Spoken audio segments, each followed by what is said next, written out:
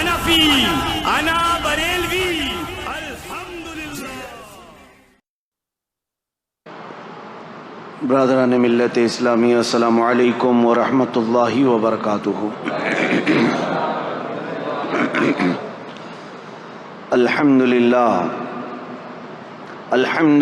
الحنان المنان الذي خلق الانسان وعلمه البيان، والصلاة والسلام على رسوله سید الانس والجان وعلى آلہ واصحابہ ذوی الخیر والاحسان، اما بعد فاعوذ باللہ من الشیطان الرجیم، بسم اللہ الرحمن الرحیم۔ ان الدین عند اللہ الاسلام، وقال اللہ تعالی فی مقام آخر، ومن يبتغ غیر الاسلام دینا فلن يقبل منه وهو في الآخرة من الخاسرین، صدق اللہ مولانا العظیم۔ بارگاہ رسالت معاب صلی اللہ تعالی علیہ وسلم میں درود پاک کا ہدیہ پیش کریں۔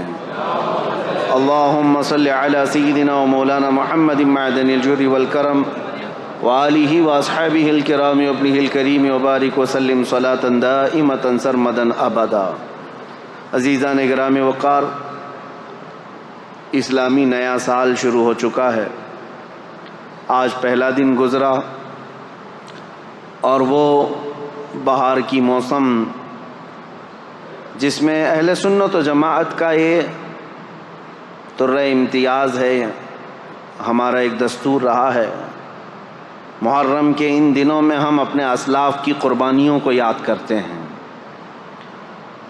اور قربانیوں کی یاد اس لیے کی جاتی ہے کہ بچوں میں قربانی دینے کا جذبہ بھی بیدار رہے۔ دنیا بزدلوں کی کہانی سناتی ہے، لیکن ہم اہل محبت الحمدللہ مجاہدین کی کہانیاں سناتے ہیں۔ ہمارے ہر بچے کو ہم کربلا کی داستان سناتے ہیں، اس لیے نہیں کہ وہ سینہ ٹھوکے، سینہ مارے، ماتم کرے اور روئے دھوئے بس اسی پر ختم کرے، نہیں۔ حسین اعظم کی داستان کربلا ہم اس لیے سناتے ہیں کہ بجھا ہوا دل بھی ہو تو وہ زندہ میدان میں آ جائے، وہ مجاہد بن جائے۔ اللہ کریم ہمارے ان اسلاف کی قربانیوں کے صدقے ہم سب کو اس دین اسلام کا مجاہد بنائے۔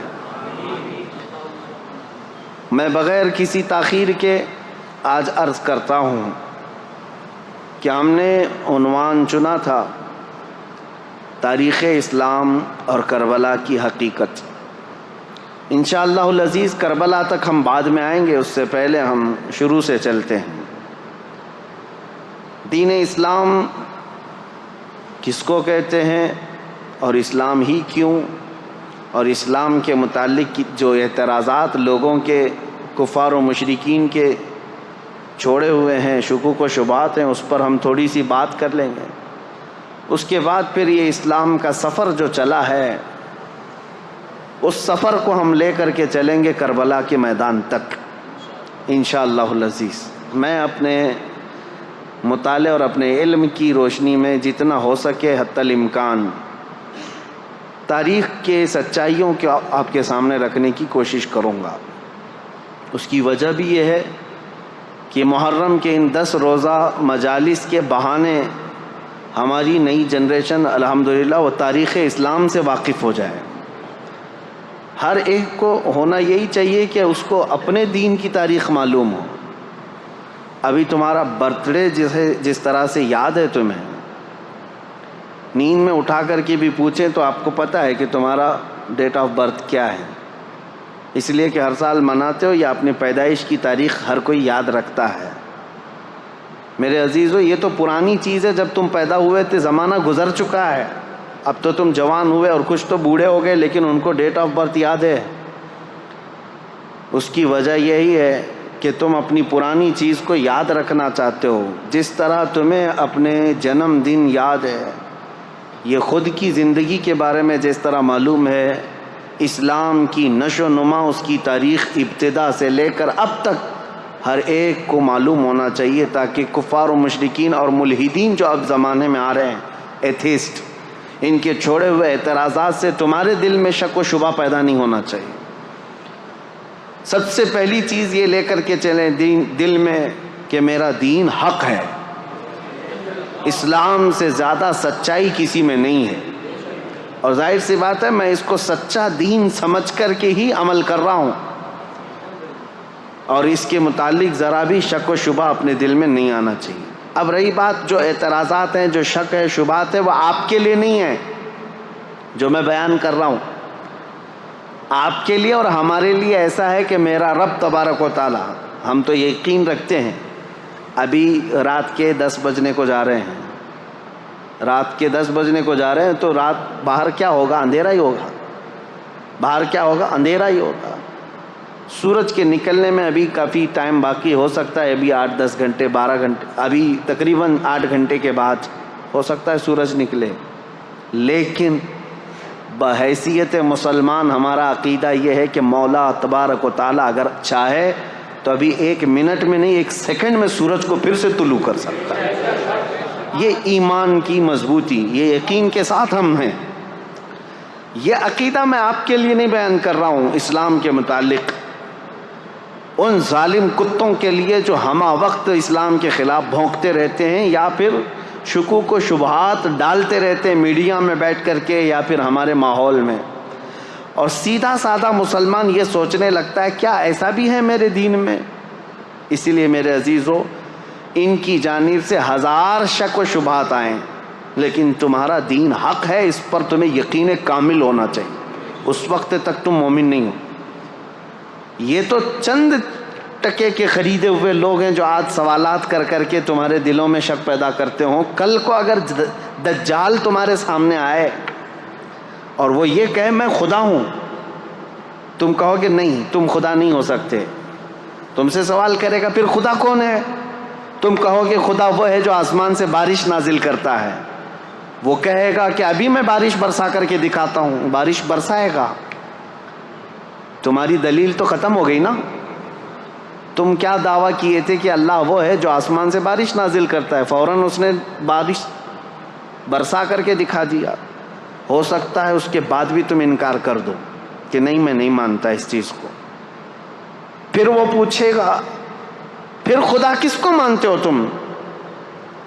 تم کہو گے میں خدا اس کو مانتا ہوں جو موت بھی دیتا ہے اور حیات بھی دیتا ہے۔ وہ دجال اپنے سامنے ہی ایک آدمی کو مار ڈالے گا اور پھر مرے ہوئے آدمی کو دوبارہ زندہ کر کے کھڑا کرے گا، کہا لو میں نے کر دیا۔ تمہارا دعویٰ تو یہی تھا کہ خدا وہ ہے جو زندگی دیتا ہے اور موت دیتا ہے، میں نے تو دے دیا، تمہارے آنکھوں کے سامنے دیا ہے۔ عزیزان گرامی وقار، اس سے بھی بڑی بڑی چیزیں وہ کر کے دکھائے گا۔ تو اب اس وقت تمہارا کیا ہونا چاہیے؟ یہ حدیث پاک میں میرے آقا صلی اللہ تعالیٰ علیہ وسلم نے پہلے ہی بیان فرما دیا، یہ ساری نشانیاں بتاتی۔ یہ آج چند ٹکوں کے خریدے ہوئے لوگوں کے چھوڑے ہوئے اعتراضات پر تم ڈاواں ڈول ہو جاتے ہو۔ تمہارا ایمان تو اتنا مضبوط ہونا چاہیے کہ میری آنکھوں کے سامنے بھی اگر کوئی بارش نازل کر کے دکھا دے، مرے ہوئے کو زندہ کر کے دکھا دے، تب بھی میں اس کو خدا تسلیم نہیں کر سکتا، میرا خدا تو صرف اللہ رب العالمین ہے۔ اتنا یقین رکھو کہ ظاہری حالات دیکھ کر کے تمہیں ڈاواں ڈول نہیں ہونا ہے، ورنہ ہزاروں کی تعداد میں صرف دجال کے پیچھے ہی کافر ہو جائیں گے۔ آج میں اس مضبوطی کے ساتھ تمہارے سامنے آیا ہوں کہ تمہارے دلوں میں اسلام اور تمہارے ایمان کی دولت اتنی راسخ ہو جائے، اتنی مضبوط ہو جائے کہ یہ چھوڑے ہوئے اعتراضات اور شکوک و شبہات سے تم ڈگمگ نہیں ہونا، کبھی ادھر ادھر تزلزل کے شکار نہ ہو۔ سب سے پہلی چیز، اسلام کی تاریخ پر ہم آج گفتگو کر رہے ہیں، تو اسلام ایک دین کیا ہوتا ہے؟ فطرت ہے انسان کے اندر، وہ کسی نہ کسی دین سے وابستہ ہے۔ یہ جو ایتھیسٹ اپنے آپ کو کہتے ہیں نا، ہم کسی بھی دین کو نہیں مانتے، ہم کسی بھی دین کو نہیں مانتے، کچھ لوگ ہیں ایتھیسٹ جن کو ہم ملحد کہتے ہیں، اور ہندی میں جو ہے ناستک کہتے ہیں، جو کسی خدا کو نہیں مانتے، کسی دھرم کو نہیں مانتے۔ میں چیلنج کے ساتھ کہتا ہوں کہ وہ ثابت کر کے دکھائے، دنیا میں جی کر کے دکھائے کہ وہ کسی بھی دین پر نہیں چلتا، اس کا چلنا پھرنا اٹھنا بیٹھنا کچھ نہ کچھ قوانین ایسے ہیں جو کسی نہ کسی دین سے ملتے جلتے ہیں۔ خود سے کچھ نہیں کرتا، کسی دین سے ہی لیا ہوا ہے، بس یہ ہے کہ گالیاں دیتا ہے دین کو لیکن عمل کرتا ہے۔ کوئی انسان دھرتی پر ایسا نہیں ہے جس کے دل کے اندر فطرت میں یہ نہ ہو کہ وہ کسی نہ کسی دین سے تعلق رکھتا ہے۔ دین سے تعلق رکھنا یہ انسان کی فطرت میں شامل ہے، پیدائشی ہے۔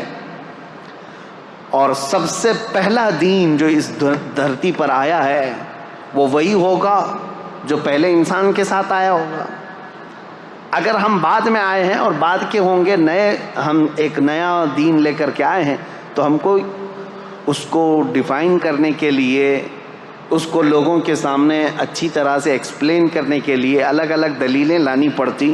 ہم تو کہہ رہے ہیں روئے زمین پر پہلا انسان جو آیا، وہ جو دین لے کر کے آیا تھا وہ دین اسلام ہی تھا، وہ دین اسلام۔ اب اسلام کا سفر اس دن سے چل رہا ہے جس دن انسان نے دھرتی پر قدم رکھا ہے۔ سیدنا آدم علی نبینا علیہ الصلاۃ والتسلیم۔ دین ایک ہے، عقیدہ ایک ہے۔ 1,24,000 کم و بیش نبی اس دنیا میں آئے، سب کا عقیدہ ایک، دین ایک، بس شریعتیں بدلتی رہیں گی، لا چینج ہوتے رہیں۔ لا کے چینج ہونے سے پورے دین اور عقیدے کے چینج ہونا یہ ضروری نہیں ہوتا۔ آدم علیہ السلام کا عقیدہ کیا تھا؟ اللہ ایک ہے۔ نوح علیہ السلام کا عقیدہ کیا تھا؟ اللہ۔ ابراہیم علیہ السلام، اسماعیل علیہ السلام کا عقیدہ کیا تھا؟ اللہ۔ سب نبیوں کا عقیدے میں کوئی فرق نہیں ہے، عقیدے میں کوئی فرق نہیں۔ سارے نبیوں کا عقیدہ تھا فرشتے موجود ہیں، سارے نبیوں کا ایمان تھا، عقیدہ تھا کہ قیامت کا دن قائم ہونے والا ہے، آخرت پر سب ان معاملات میں کوئی فرق نہیں۔ دین اسلام کی جو بنیاد ہے وہ آدم علیہ السلام سے ہے۔ اب لا جو ہیں، لا کہتے ہیں قوانین انسانوں کے جیسے جیسے بدلتے جاتے ہیں حالات، قانون بدلتے جاتے ہیں۔ ارے میاں ہم تو ابھی 10 سال کے اندر اتنے امینڈمنٹ دیکھ چکے پارلیمنٹ کے اندر۔ قانون امینڈمنٹ کیا ہوتا ہے؟ یہ سنشودھن جو ابھی لا کر کے پوری ہندوستان کو نچایا گیا کہ ہم اس میں ترمیم لا رہے ہیں۔ ترمیم کہتے ہیں قانون جو پہلے سے بنا ہوا ہے اس میں رد و بدل کیا جاتا ہے، پہلے یہ تھا اب یہ ہے۔ یہ ہر ملک میں ہر پارلیمنٹ میں ہوتا ہے، چند سالوں کے بعد انسانوں کے یہ جو بل پاس ہوتے ہیں کیا ہوتے ہیں؟ لا تو پہلے سے یہاں پر بنے ہوئے 1950 سے ہمارے ملک میں، لیکن ابھی بھی ہر سال پارلیمنٹ میں کوئی بل پاس ہوتا ہے، کوئی نیا قانون آتا ہے۔ پہلے ٹیکس الگ تھا، اب ٹیکس الگ ہو گیا۔ یہ جو لا چینج ہوتے جاتے ہیں، اس سے کیا یہ فرق پڑتا ہے کہ پہلے آپ ہندوستانی تھے اب ہندوستانی نہیں ہیں؟ فرق پڑتا ہے؟ نہیں فرق پڑتا ہے۔ آپ جس دیش کے رہنے والے تھے وہ کل بھی تھے آج بھی ہیں، لا آپ کے چینج ہوتے رہے ہیں۔ اسی طرح میرے عزیزو بنیاد اسلام کی وہی ہے جو آدم علیہ السلام لے کر کے آئے تھے، لیکن ہر زمانے میں انسانوں کی ضرورت کے اعتبار سے ان کے لا چینج ہوتے رہے۔ آدم علیہ السلام کی شریعت میں کچھ مسئلے الگ تھے، نوح علیہ السلام کی شریعت میں کچھ مسئلے الگ تھے، لیکن کسی بھی نبی کی شریعت میں یہ نہیں تھا کہ تم گائے کی پوجا کر سکتے ہو، تم بندر کی پوجا کر سکتے ہو۔ پھر کسی نبی کے اس میں آ گیا ہو کہ نہیں یہ فلاں کی پوجا کر سکتے ہو، نہیں، آدم علیہ السلام سے لے کر میرے نبی تک عبادت صرف اللہ رب العالمین کی، ایک خدا کی عبادت ہوتی رہی، اس میں کوئی فرق نہیں۔ تو اب میں تاریخ اسلام جو بتا رہا ہوں تو فخر سے کہو میرا دین وہی ہے جو دنیا کی شروع سے لے کر آج تک موجود ہے۔ جس دن آدم علیہ السلام روئے زمین پر آئے اسی دن اسلام بھی ساتھ میں آیا ہے، اسلام اسی دن ساتھ میں آیا۔ اب یہاں پر باتیں آتی ہیں کہ وہ دھرم بہت پرانا ہے، یہ دھرم بہت پرانا ہے، ان کو تو یہ تک پتہ ہی نہیں ہے۔ کبھی کہتے ہیں 50 لاکھ سال پرانا ہے، کبھی کہتے ہیں کوئی 40 لاکھ سال پرانا ہے۔ یہ اٹکل پچو ہے، دنیا 1 لاکھ سال پرانی ہے یا نہیں یہ ثابت نہیں کر پائیں گے۔ دنیا کو قائم ہوئے یعنی آدم علیہ السلام کو اس روئے زمین پر آئے ہوئے اور اب تک کتنا سال گزرا، یہ اب تک یہ بتا نہ سکیں گے کہ 1 لاکھ سال گزرے ہیں کہ 2 لاکھ، لیکن اٹکل پچو مارے جاتے ہیں کہ ہمارا جو ماننے والا عقیدہ ہے یہ 50 لاکھ پرانا ہے. 50 لاکھ بولو، خیالی تو ہے پورا دھرم، تو 50 لاکھ بولو، 50 کروڑ بولو، سب چلے گا، کوئی مسئلہ ہی نہیں ہے، کیونکہ کہانی ہے، جتنا بھی بول لو چلے گا. ریئلٹی کیا ہے، حقیقت کیا ہے، تو پھر آپ کو ہم تاریخ کے حساب سے بتائیں گے. میرا دین اس دن سے ہے جس دن آدم علیہ السلام زمین پر تشریف لائے. اب ان کے متعلق ایسا نہیں ہے کہ صرف دین اسلام ہی بولتا ہے. عیسائیوں کی کتابوں میں بھی آدم علیہ السلام کا ذکر ہے، یہودیوں کی کتابوں میں بھی آدم علیہ السلام کا ذکر ہے. یہ دنیا کے بڑے بڑے جو مذاہب مانے جاتے ہیں، دین مانے جاتے ہیں، ان سب میں بھی آدم علیہ السلام کا ذکر موجود ہے، اس کا انکار نہیں کر سکتے. آج دنیا میں جتنے ریلیجینز پائے جاتے ہیں، یہ میری اسپیشل اسٹڈی رہی ہے پہلے. یہ اور بات ہے کہ تقریباً اب کتابوں سے پڑھنے سے تعلق ختم ہو کر کے بھی 10-12 سال گزر گئے ہیں، لیکن ہماری اسپیشل اسٹڈی اسی پر ہوتی تھی. تقابل ادیان، دنیا کے جو بڑے بڑے دین ہیں ان کی خصوصیت کیا ہے، ان کے اندر موجود کیا کیا ہے. اس طرح سے اگر میں فرق کر کے بتاؤں تو سب سے زیادہ میجورٹی میں، اگر پوری دنیا میں 100 دین پائے جا رہے ہیں، 100 دین اگر پائے جا رہے ہیں، تو اس میں سے 85 سے 90 دین صرف ہندوستان میں ہیں، باقی پوری دنیا میں. یعنی پرسنٹیج کے اعتبار سے سب سے زیادہ الگ الگ دھرم کو ماننے والے یہ صرف بر صغیر میں پائے جاتے ہیں، باقی پوری دنیا ایک طرح ہے، الگ ہے. پورے چائنا کا پہلے سے جو دین رہا تھا، کنفوشیوس، وہاں پر ایک بہت پرانا دین عیسیٰ علیہ السلام سے 700 سال پہلے. پھر بدھزم، یہ بھی حضرت عیسیٰ علیہ السلام سے تقریباً 700-800 سال پہلے سے. اور اس کے بعد افریقہ کے کالے لوگوں میں بت پرستی تھی، وثنیہ اس کو کہتے ہیں، ان کے بھی الگ الگ نام ہیں. ان کے ہاں ایک الگ دین پایا جاتا تھا. اور پھر اس کے علاوہ عیسائیوں کا ایک اپنا دین ہے، مذہب ہے، اور پھر یہودیوں کا ایک الگ، جیوز کہلاتے ہیں. اس طرح سے یہ پوری دنیا کے ہو گئے. اور پھر ہم ہندوستان میں آتے ہیں تو ہندو، جن کے دھرم کا اصل شبد جو ہے سناتن ہے، ہندو قوم کو یہ کہتے ہیں، حالانکہ ان کے دھرم کا نام نہیں ہے.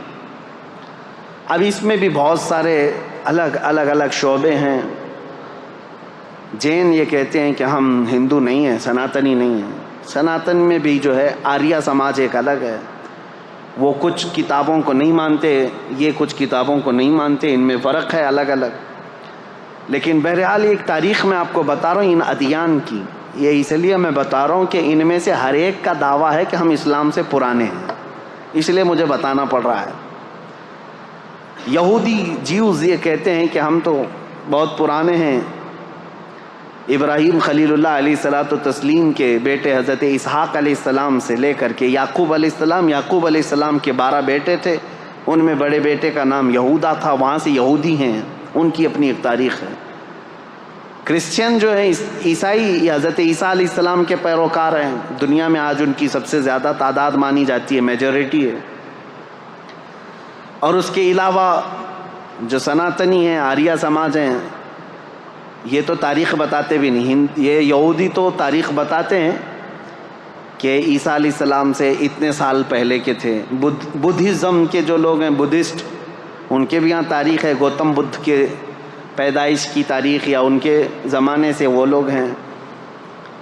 اور جو چائنا میں کنفوشیوس تھے، ان کی بھی ایک تاریخ ہے.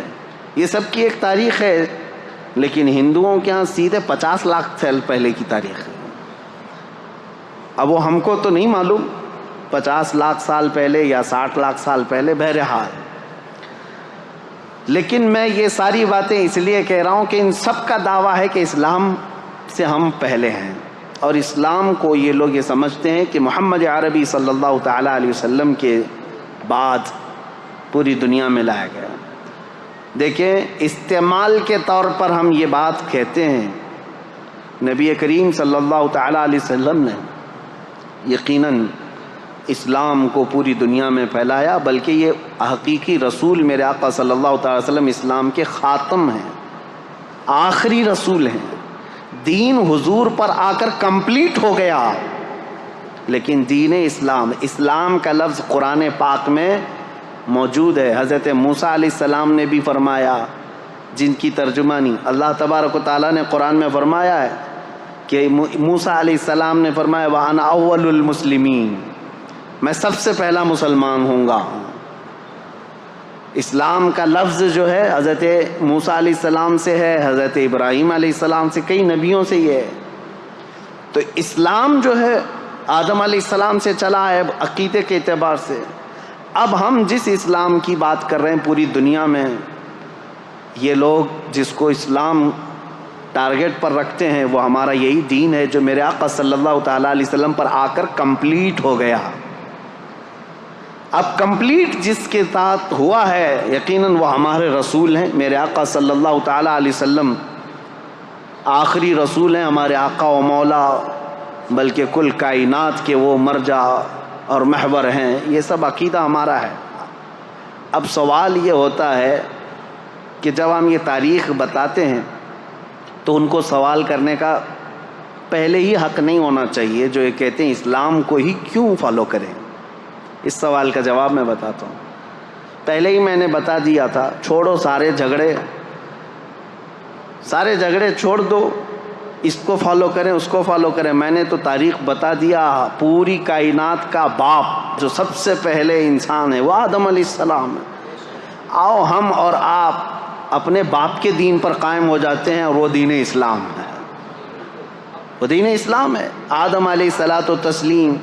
لیکن ایک بات یاد رکھنا، آدم علیہ السلام کے لا، ان کی شریعت اب نہیں ہے، ان کا عقیدہ، ان کی بنیادیں، وہ دین موجود ہے، لیکن ساتھ میں آدم علیہ السلام کو اگر مانتے ہو، چلو آ کر کے اس پر یہ بھی ماننا ہوگا کہ سیدنا آدم علیہ الصلاۃ و تسلیم جنت سے دنیا میں بھیجے گئے تھے، 300 ساڑھے 300 سال روتے رہے اللہ تبارک و تعالیٰ کی بارگاہ میں، اور پھر وہ ایک دن آیا جب اللہ نے ایک کلمہ ان کو القا فرمایا، اور پھر اس کلمے کے ذریعے سے آدم علیہ السلام کی توبہ قبول ہوئی۔ اور حدیثوں میں بعض تفاسیر میں یہ فرمایا گیا، آدم علیہ السلام نے اللہ کریم کی بارگاہ میں یہ پیش کیا تھا، عرض کیا تھا کہ اے مولا، جو تیرا سب سے حبیب نبی ہے محمد، اس کے واسطے وسیلے سے میری دعا قبول فرما۔ رب تعالیٰ نے آدم علیہ الصلاۃ والتسلیم کی دعا قبول فرمائی تھی۔ تو آج یہ بھی تسلیم کرو کہ آدم علیہ السلام کے اگر دین پر ہوں گے تو اس آدم علیہ السلام نے میرے نبی کے وسیلے سے اللہ کی بارگاہ میں دعا کی ہے، تو یقیناً وہ اکمل و اتم رسول ہیں جو اللہ کے محبوب ہیں، اور ان کا دین ہی سچا دین ہے۔ اب میں بتاتا ہوں دین اسلام کی ہی پیروی کیوں کرنی چاہیے۔ سوال یہ، اب میں اسی بات پر اگر چل پڑوں تو پوری رات گزر جائے۔ وجہ یہ ہے، میرا دین جس بات کا اعلان کرتا ہے اس کو امپلیمنٹ کر کے بتاتا ہے۔ دین اسلام میں کسی شوشے میں کمی نہیں ہے۔ اگر کمپیئر کرنے کی بات کریں گے تو کچھ لوگوں کو برا لگے گا، لیکن آپ کا سوال ہے کہ دین اسلام کی ہی کیوں پیروی کریں، کیوں اسی کو فالو کریں، تو پھر مجھے بتانا پڑے گا۔ دین اسلام کو فالو کرنے کے لیے اس لیے کہ پورے حیات کا اگر نظام تمہیں چاہیے اپنے جینے کا تو صرف اسلام ہی دیتا ہے، صرف اسلام دیتا ہے۔ یہ میرا چیلنج ہے، جینے کا سلیقہ صرف اگر تم چاہتے ہو تو جینے کے سلیقے میں یہ صرف یہ نہیں آتا چار دیواری کے اندر جینا، انسان کے جینے کے سلیقے میں اس کی تجارت بھی آتی ہے، اس کی شادی بیاہ بھی آتے ہیں، اس کے پڑوسی بھی آتے ہیں، اس کا بازار بھی آتا ہے، اس کا بزنس بھی آتا ہے، حتیٰ کہ اس کا حکومت کرنا، اس کا وزیر بننا، سپاہی بننا، یہ ساری چیزیں جینے کے حقوق میں آتے ہیں۔ اور ہر شوشے پر اسلام تمہیں پورا پورا چیپٹر عطا کرتا ہے، ایک مسئلہ نہیں، پورا پورا چیپٹر ہے۔ تم اگر وقت کے بادشاہ ہو تو بھی اسلام تمہیں پابند بنا کر کے دکھائے گا۔ تم اگر کرسی عدالت پر بیٹھے ہو قاضی تو پورا باب موجود ہے، تمہیں فالو کرنا پڑے گا۔ تم اگر کسی اسکول کے ٹیچر ہو تو اسلام تمہیں اس کے بھی اسلوب بتائے گا۔ آج میرے عزیزو میں آپ کو بتاؤں، 1400 سال پہلے جب لا تھے ہی نہیں، بادشاہوں کے رول چلتے تھے، بادشاہوں کے قانون چلتے تھے. جو بادشاہ کو رات میں خواب آ گیا وہ صبح قانون بن گیا. نہ پارلیمنٹ میں پاس کرانے کی ضرورت تھی, کچھ نہیں, بادشاہ کہہ دیا آج سے یہ قانون وہ قانون. اسلام نے سب سے پہلے یہ دنیا میں قوانین پیش کیے کہ نہیں, حکومت بھی چلے گی تو لا کے ذریعے سے چلے گی, اور اس لا کے اندر وقت کا خلیفہ بھی داخل ہوگا, وہ بھی شامل ہوگا, قانون اس کے اوپر بھی ہوں گے, کسی ایک کے اوپر نہیں ہے. کئی مرتبہ ایسا ہوا ہے میرے عزیزو, خلفائے راشدین سے افضل اس امت کے صحابہ میں سے لے کر آخری زمانے تک کوئی نہیں ہے. نبیوں کے بعد خلفائے راشدین سب سے افضل لوگ ہیں, لیکن کئی مرتبہ ایسا ہوا ہے کہ حضرت عمر فاروق رضی اللہ تعالیٰ, حضرت علی کرم اللہ وجہہ الکریم عدالت میں حاضر ہوئے ہیں قاضی کے سامنے, وہ خلیفہ ہوتے ہوئے بھی عدالت میں حاضر ہوئے ہیں. نہ قاضی نے ان کے خلیفہ ہونے کا وہ کیا کہ وقت کا خلیفہ آیا ہے, نائب رسول ہیں, صحابی رسول ہیں, ان کی فضیلتوں میں کیا کیا حدیثیں نہیں آئی ہیں, لیکن وقت کا قاضی عدالت کے منصب پر جب بیٹھا ہے تو وہ نظریں تک نہیں اٹھاتا کہ مسئلہ فیصلے کا ہے, عدالت کا ہے. عزیزان گرامی اوقات, اسلام کی یہ خوبیاں ہیں جس کی وجہ سے ہم کہتے ہیں فالو کرنے کے لائق صرف اسلام ہے. یہ دین مکمل ہے, انکمپلیٹ نہیں ہے, کمپلیٹ دین ہے. لاؤ تم زندگی کا جو بھی شعبہ, میں بتاتا ہوں اسلام کے ذریعے سے اس کے متعلق کیا حل ہے.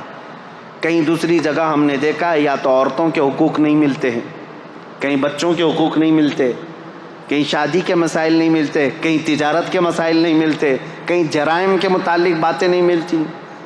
آج میں آپ کو بتاؤں اسلام کی خوبیاں.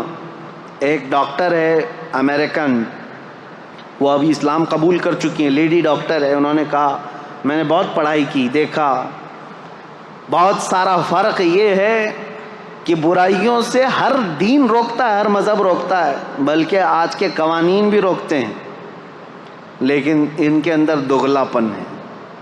صاف صاف میں بتا رہا ہوں, شراب اچھی چیز نہیں ہے سارے لوگ کہتے ہیں, صحیح بات ہے, سارے لوگ کہتے ہیں. قانون کئی کنٹریز میں ہیں, شراب پی کر کے کچھ بھی کرے گا تو ظاہر سی بات ہے اس پر پکڑ بھی ہوتی ہے. جگہ جگہ روڈ پر ہم دیکھتے ہیں ڈونٹ ڈرنک اینڈ ڈرائیو, شراب پی کر کے گاڑی مت چلاؤ. کیوں میاں, کیا ہوتا ہے شراب پی کر؟ ارے یہ پولیس والے تو گھس گھس کر کے منہ سونکھتے رہتے ہیں کہ شراب پیا ہے کہ نہیں ہے. رات کو ان کی ڈیوٹی رہتی ہے شراب پیا ہے کہ نہیں, ہر ایک کا منہ چیک کرتے رہے. کیوں؟ قانون کے خلاف ہے, اور گاڑی اگر چلا رہا ہے شراب پی کر کے ٹھوکے گا, کسی کو مارے گا, خود بھی مرے گا, دوسرے کی بھی جان کو خطرے میں ڈالے گا. یہی مسائل ہے نا. ہم سوال یہ کرتے ہیں جب یہ اتنی خطرناک چیز ہے کہ کبھی بھی ایکسیڈنٹ کرتا ہے آدمی, کبھی بھی ایکسیڈنٹ کرتا ہے, کسی کو مار سکتا ہے, بلکہ پی کر کے جائے اور سیف ڈرائیونگ کر کے بھی جائے تو جا کے گھر میں بیوی کو تو مارتا ہی ہے, گھر میں پتہ نہیں کیا کیا کرتا ہے. کہاں یہ تو ہوتا ہے. ہم نے کہا یہ سب لکھ کر کے لگاتے آپ وہ ڈونٹ ڈرنک اینڈ ڈرائیو, لیکن ہمیں یہ بتاؤ کہ اس کو پینے کی جگہ کہاں ہوتی ہے اور اس کو پلانے والے کو لائسنس کون دیتا ہے؟ کوئی ایک بھی شراب کی دکان کیا حکومت کی پرمیشن کے بغیر علل اعلان چلائے جا سکتی ہے؟ نہیں. میاں ایک طرف تم خود ہی لائسنس بانٹتے ہو کہ شراب بیچو, اور اس کے بعد پھر لوگوں کو پابندی بھی لگاتے ہو پینا نہیں. یہ دغلا پن, اس کو ایک امریکن ڈاکٹر نے کہا میں نے دنیا بھر میں یہ دیکھا. اب آؤ اسلام میں. میرے آقا صلی اللہ تعالیٰ علیہ وسلم نے جب شراب کی حرمت کا حکم فرمایا کہ شراب حرام ہو گئی تو ایک قبیلہ حضور کے پاس آیا تھا. انہوں نے پوچھا اے اللہ کے نبی صلی اللہ علیہ وسلم آپ ہمیں کن کن چیزوں سے روکتے ہیں؟ میرے آقا صلی اللہ تعالیٰ علیہ وسلم نے 4 چیزوں سے ان کو منع کیا تھا. وہ 4 چیزیں کیا تھیں بتاؤں میں آپ کو؟ یہ صحیح حدیث ہے, بخاری شریف میں موجود ہے.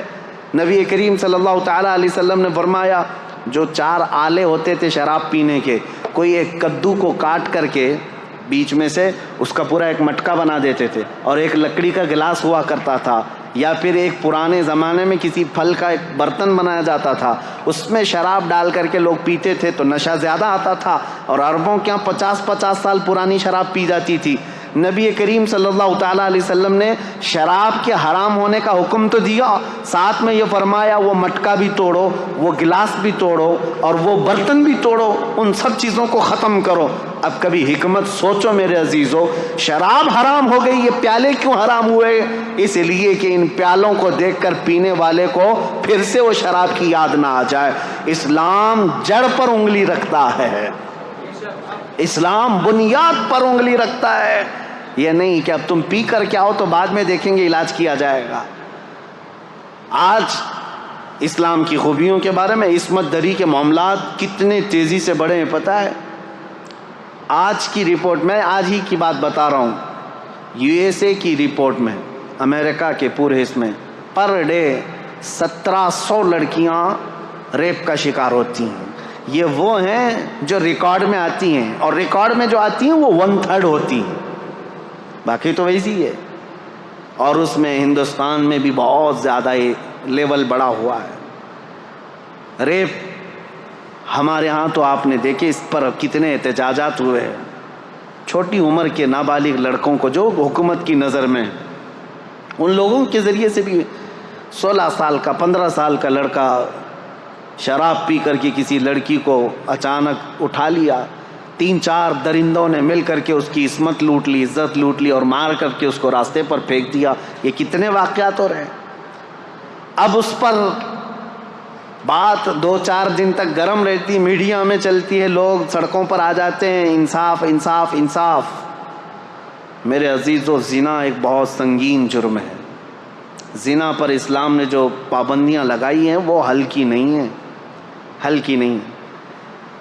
آپ میں سے کوئی بھی عزت والا، میں ان سے پوچھتا ہوں جو ہندو ہیں، جو کرسچن ہیں یا دوسرے دھرم والے، میں ان سے پوچھتا ہوں کیا تم اس بات کو پسند کرتے ہو کہ تمہاری بہن کو کوئی بھی اٹھا کر لے جائے اور اپنے بستر کی زینت بنائے؟ ہرگز نہیں پسند کرو گے، کوئی نہیں پسند کرتا اس بات کو۔ تمہاری ماں کو کوئی لے جائے، کوئی بہن کو لے جائے، کوئی بیٹی کو لے جائے، ہرگز تم بھی نہیں پسند کرتے۔ میرے دین کی خصوصیت یہ اپنی جگہ پر، میں ان سے پوچھتا ہوں تم پسند کرتے ہو؟ نہیں پسند کرتے۔ جب یہ اتنا گھناؤنا جرم ہے، نہیں پسند کرتے اس کو کوئی بھی، لیکن یہ کنٹینیو ہوتا چلا آ رہا ہے۔ کیوں ایسا ہے؟ اس کی وجہ کیا ہے؟ یہ بڑھتے ہوئے ریپ کے کیسز۔ میرے عزیزو، سارے دین، سارے دھرم اس کے خلاف تو ہیں، لیکن اسلام نے جو دردناک سزا رکھی ہے وہ ایسی ہے کہ زنا کرنے والا سوچ کر کے کانپنے لگ جائے۔ پورے سورہ نور کی شروعات اللہ تعالیٰ نے یوں فرمایا، سورۃ انزلناہا وفرضناہا وانزلنا فیہا آیات بینات لعلکم تذکرون الزانیۃ والزانی فاجلدوا کل واحد منہما 100 جلدہ ولا تأخذکم بہما رأفۃ فی دین اللہ ان کنتم تؤمنون باللہ والیوم الآخر وَلْيَشْهَدْ عَذَابَهُمَا طَائِفَةٌ مِّنَ الْمُؤْمِنِينَ۔ پوری آیت ہے، اللہ تعالیٰ فرماتا ہے زنا جس نے کیا، زنا کیا ہے؟ غیر قانونی کام کیا تم نے، شادی نہیں کیا تھا، ایک مرد اور ایک عورت، ان دونوں نے جسمانی تعلق قائم کیا، تو اللہ فرماتا ہے اگر یہ غیر شادی شدہ ہے، غیر شادی شدہ مطلب مرد بھی شادی شدہ نہیں تھا، عورت بھی شادی شدہ نہیں تھی، ان کی شادی کی بات نہیں ہو رہی، یہ پرسنل ان کے اپنے اپنے گھروں میں شادی شدہ اگر نہیں ہے تو ان کو 100 کوڑے مارو۔ کوڑا جو ہے نا وہ بیلٹ نہیں ہوتا ہے صرف، یا کوئی رسی کا نام نہیں، وہ چمڑے کا بیلٹ ہوا کرتا بڑا، ایک بار آج لگ جائے تو چمڑی ساتھ میں لگ کے آ جائے۔ 100 کوڑوں پر تو آدمی کی موت بھی ہو سکتی ہے، بلکہ قریب موت کی ہو جاتا ہے۔ اور اگر شادی شدہ ہے تو کہا گیا کہ پتھروں سے اس کو ہلاک کر دیا جائے گا، سنسار۔ اس کو لوگ مذاق میں لیتے ہیں۔ آج وہ لوگ یہ کہتے ہیں اتنا خطرناک کہ کسی کو مار دیا جائے گا۔ ہم نے ان سے پوچھا جن کی بیٹیوں کا ریپ ہوا ہے، ان سے پوچھو، معلوم کرو، تو وہ کہتے ہیں نہیں، جو ریپسٹ ہے وہ اگر ہمارے ہاتھ میں آ جائے تو اس کو جلا دیں، اس کو کاٹ دیں، اس کو مار دیں گے ہم۔ یہی فرق ہے تمہارے میں۔ اسلام ہر بیٹی کو اپنی بیٹی کی عزت دیتا ہے۔ ریپسٹ کو یہ جو دردناک سزا دی گئی، زانی کو قرآن کی ترتیب سنیے، صرف اتنا ہی نہیں ہے کہ ان کو رجم کیا جائے گا یا کوڑے مارے جائیں گے، بلکہ اللہ تعالیٰ فرماتا ہے وَلَا تَأْخُذْكُمْ بِمَا رَأْفَةٌ فِي دِينِ اللَّهِ، ان دونوں کے بارے میں اللہ کے دین میں کے معاملات میں ذرا برابر بھی نرمی مت کرنا، اللہ کا حکم ہے یہ۔ اور پھر اس کے آگے تیسرا حکم یہ ہے وَلْيَشْهَدْ عَذَابَهُمَا طَائِفَةٌ مِّنَ الْمُؤْمِنِينَ، ایسا نہیں کہ تنہائی میں کہیں کسی روم میں لے جا کر کے مار دو ان دونوں کو، اللہ فرما رہا ہے ان کی سزا پر سارے مومنوں کو جمع کرو، سب کے سامنے سزا ہوگی۔ یہ سزا اتنی دردناک ہوتی ہے میرے عزیزوں کہ انسان سوچنے سے بھی کانپنے لگ جاتا ہے۔ یہی تو وجہ تھی کہ اسلام نے جڑ پر پابندی لگائی۔ اب میں آپ کو بتاتا ہوں یہ بڑا گناہ ہے، بڑی سزا ہے، وہاں تک پہنچے ہی کیوں، ہم سزا دیں ہی کیوں اتنی بڑی، اور یہ آدمی وہاں تک جائے ہی کیوں، زنا ہوتا ہی کیوں ہے، زنا تک پہنچتا ہی کیوں ہے؟ اس کے لیے اب میں اسلام کی خصوصیت بتاتا ہوں۔ سوال یہی تھا نا کہ اسلام کو ہی کیوں فالو کریں، سوال یہی ہے نا اسلام کی پیروی کیوں کریں؟ اب سنو، تم تو اب زنا کے بعد ہو سکتا ہے قانون لگاؤ گے ریپسٹ کے لیے یہ ہے 10 سال کی سزا، 18 سال کی سزا، کسی کے ہاں 14 سال کی سزا، نابالغ بچی کے ساتھ ہو جائے تو اس کو عمر قید کی سزا۔ سزاؤں کا نفاذ یہ تو بعد میں ہوگا، اور تم تو یہ پہلے سے سوچ رہے ہو یہ کر کے آئے گا تب یہ سزا ہوگی۔ اسلام کیا کہتا ہے وَقُلْ لِلْمُؤْمِنِينَ يَغُضُّوا مِنْ أَبْصَارِهِمْ، اے محبوب اپنے غلاموں سے فرما دیں اپنی نگاہیں نیچی رکھیں، زنا تک جاتے ہی کیوں؟ وَلَا تَقْرَبُوا الزِّنَا إِنَّهُ كَانَ فَاحِشَةً، اللہ فرماتا ہے زنا کے قریب بھی مت جاؤ، وہ بہت بڑی بے حیائی ہے۔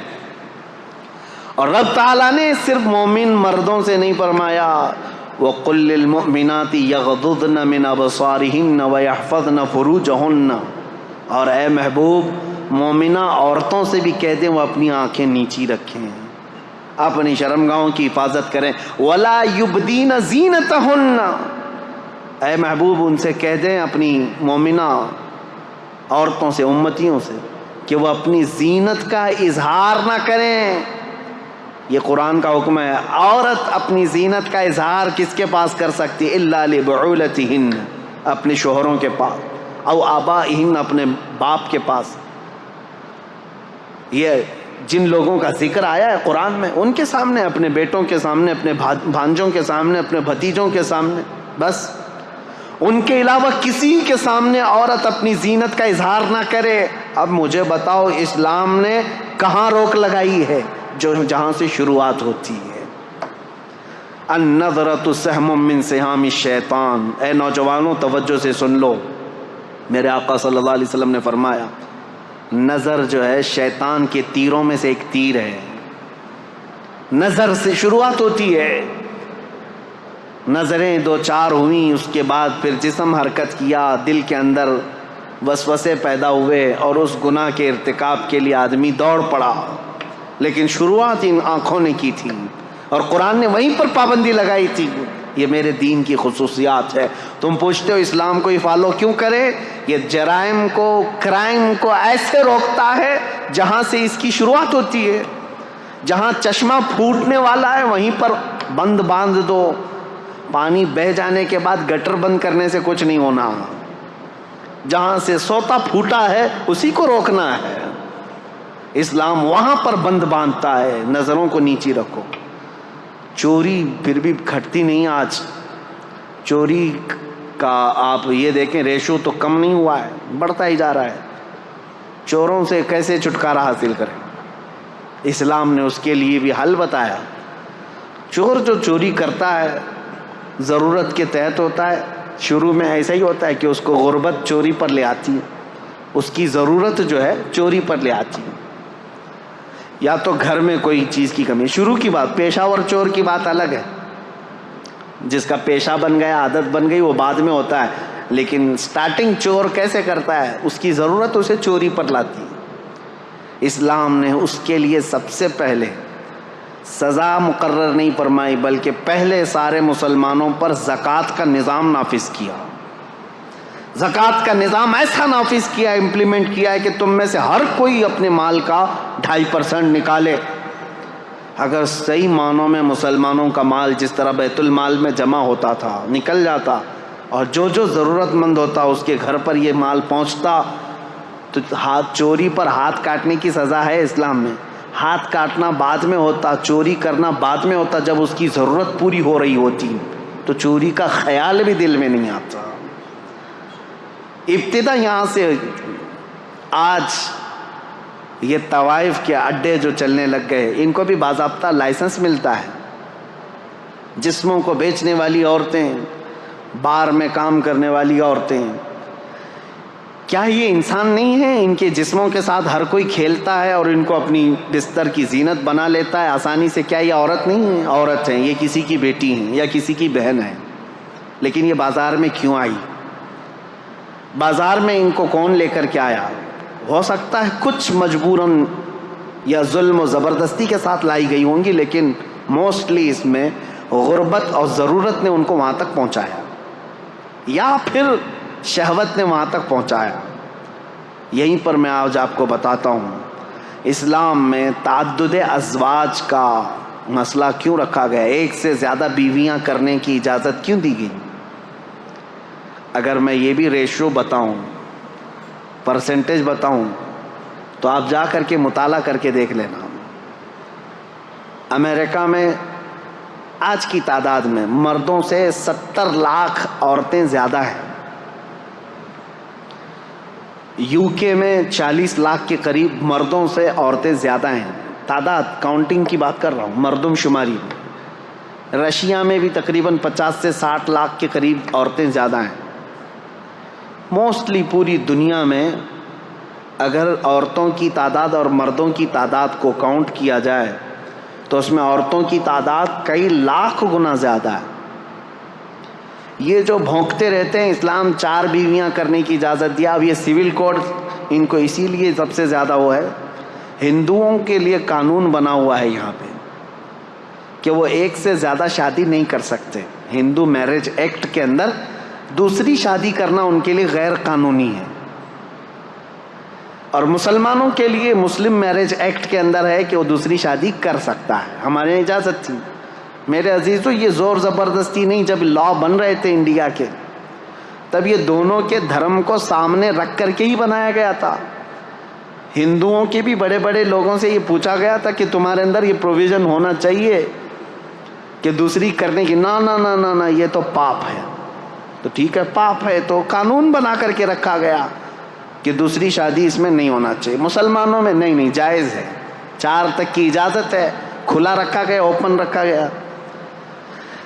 ایک رپورٹ ہمارے پاس یہ بھی ہے، 71 سے لے کر 91 تک، 1971 سے 1991 تک کی یہ 20 سال کی رپورٹ کے اندر ہندوستان میں سروے کی ہوئی ایک رپورٹ موجود ہے جس میں ڈبل شادی کرنے والوں کی تعداد سب سے زیادہ ہندوؤں کی ہے، جبکہ اللیگل ہے۔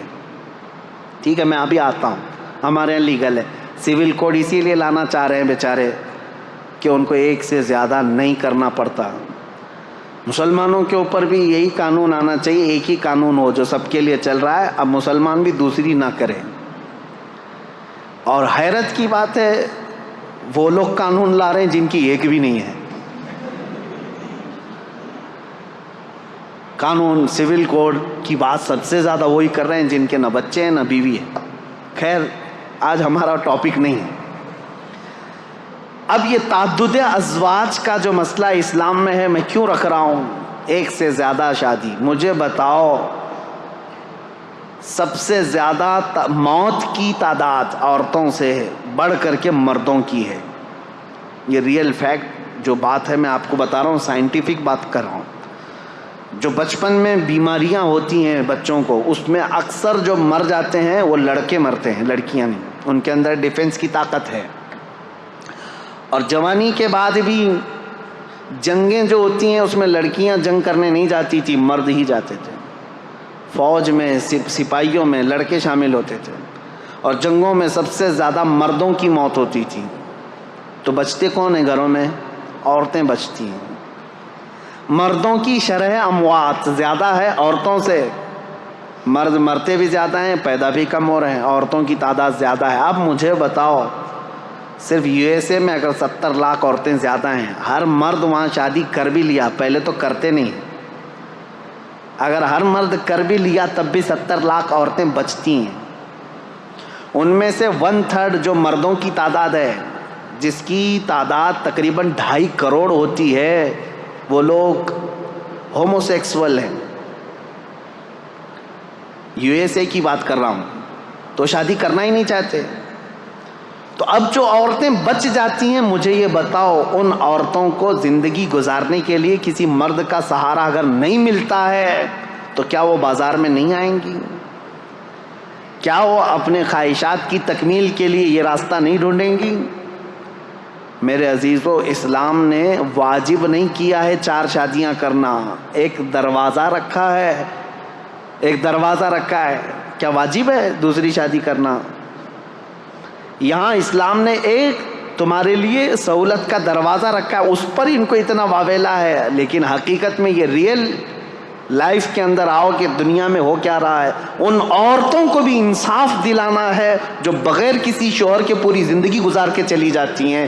اگر کوئی مرد ایک کے علاوہ دوسری کو نکاح کرتا ہے تو میرے عزیزو، یہ صرف وہ اپنے جسم کی تسکین کے لیے نہیں کر رہا، بلکہ ایک ایسی آوارہ ہونے والی عورت کو گناہوں سے بچا کر کے اپنے گھر کی ملکہ بنانا چاہ رہا ہے۔ اسلام کے اوپر اعتراضات جو کرتے ہیں، ان کے ہم باندیاں ہیں، باندیوں سے شادی کرتے ہیں، یعنی ایک سے زیادہ باندیاں جو رکھی جاتی ہیں۔ میرے عزیزو، اس میں بڑی حکمت تھی۔ پہلے جو ہے جنگوں میں جب ایک فوج کو دوسری فوج پر فتح حاصل ہوتی تو سامنے والوں کا سارا مال بھی لے آتے، وہاں کے جتنے قیدی ہوتے ان کو غلام بھی بنایا جاتا، اور ان کی جو عورتیں ہوتی تھی وہ باندیاں بن جاتی تھیں، باندیاں بن کر کے سب کو بانٹ دی جاتی تھی۔ یہ اسلامی میں نہیں، پہلے کی ساری قومیں یہ کرتی تھیں، اور ان عورتوں کے ساتھ بدترین سلوک کیا جاتا تھا، بدترین سلوک۔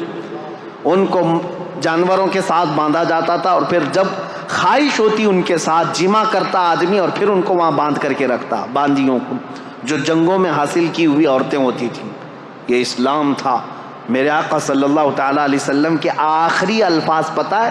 حضور کی وفات کے وقت سب سے آخری الفاظ 2 ہی تھے، الصلاۃ و ملک یمین، نماز اور اپنے ماتحت رہنے والی باندیوں کا خیال کرو، غلاموں کا خیال کرو۔ میرے آقا صلی اللہ علیہ وسلم نے اس وقت فرمایا جب آپ کی روح رب اعلیٰ کی طرف جا رہی تھی۔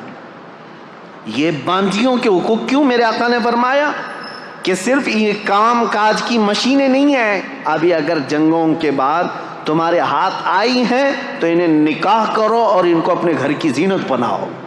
وہ ملکہ بن کر کے رہی ہیں، 1 2 نہیں، ہزاروں تاریخ اسلام میں موجود ہیں جو صحابہ کے نکاح میں آئیں اور ان سے اولاد بھی ہوئیں، ان سے بڑے بڑے فقیہ اور محدث بھی پیدا ہوئے۔ ان عورتوں کو آوارہ ہونے سے اسلام نے بچایا۔ میرے عزیزوں، میں کتنی باتیں عرض کروں، اسلام کی ہی پیروی کیوں کی جائے؟ یہ خوبیاں اگر میں بتاتا رہوں، یہ آپ کے لیے نہیں ہے، آپ آلریڈی اللہ تعالیٰ کی طرف سے ہدایت دیے ہوئے ہیں۔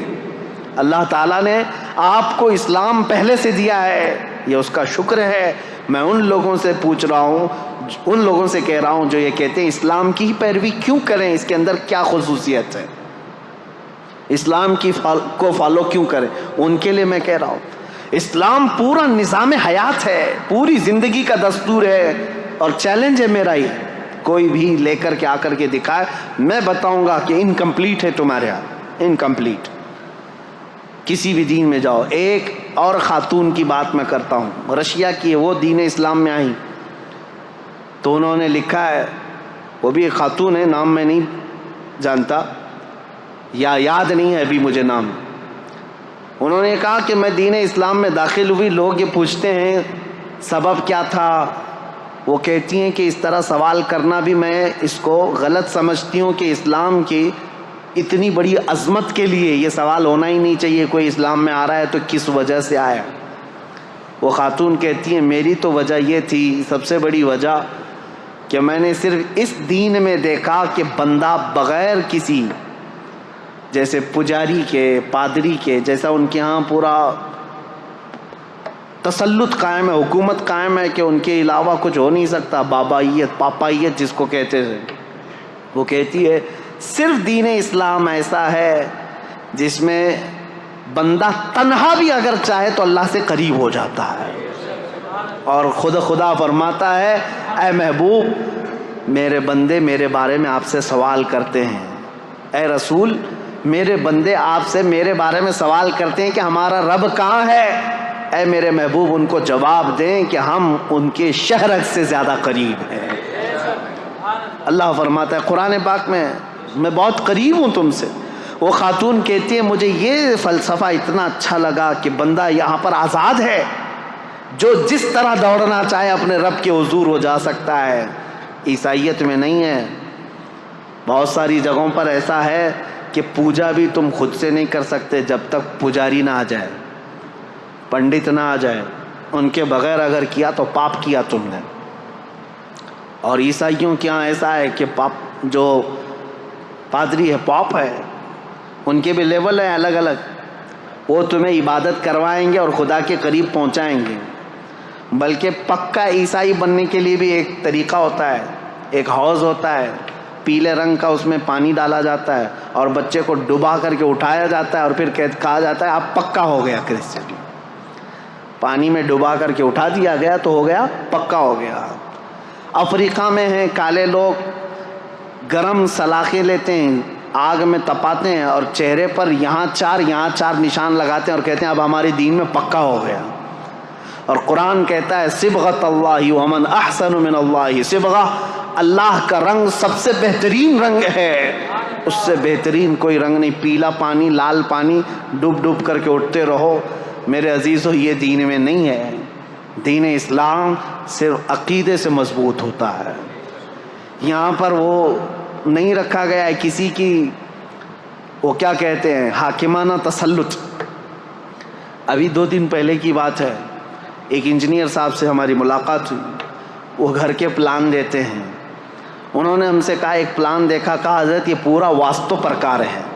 بالکل واستو پرکار ہے. ممبئی والوں کو واستو کا زیادہ لین دین نہیں ہے کیونکہ آپ کے ہاں تو جگہ کی بڑی قلت ہے.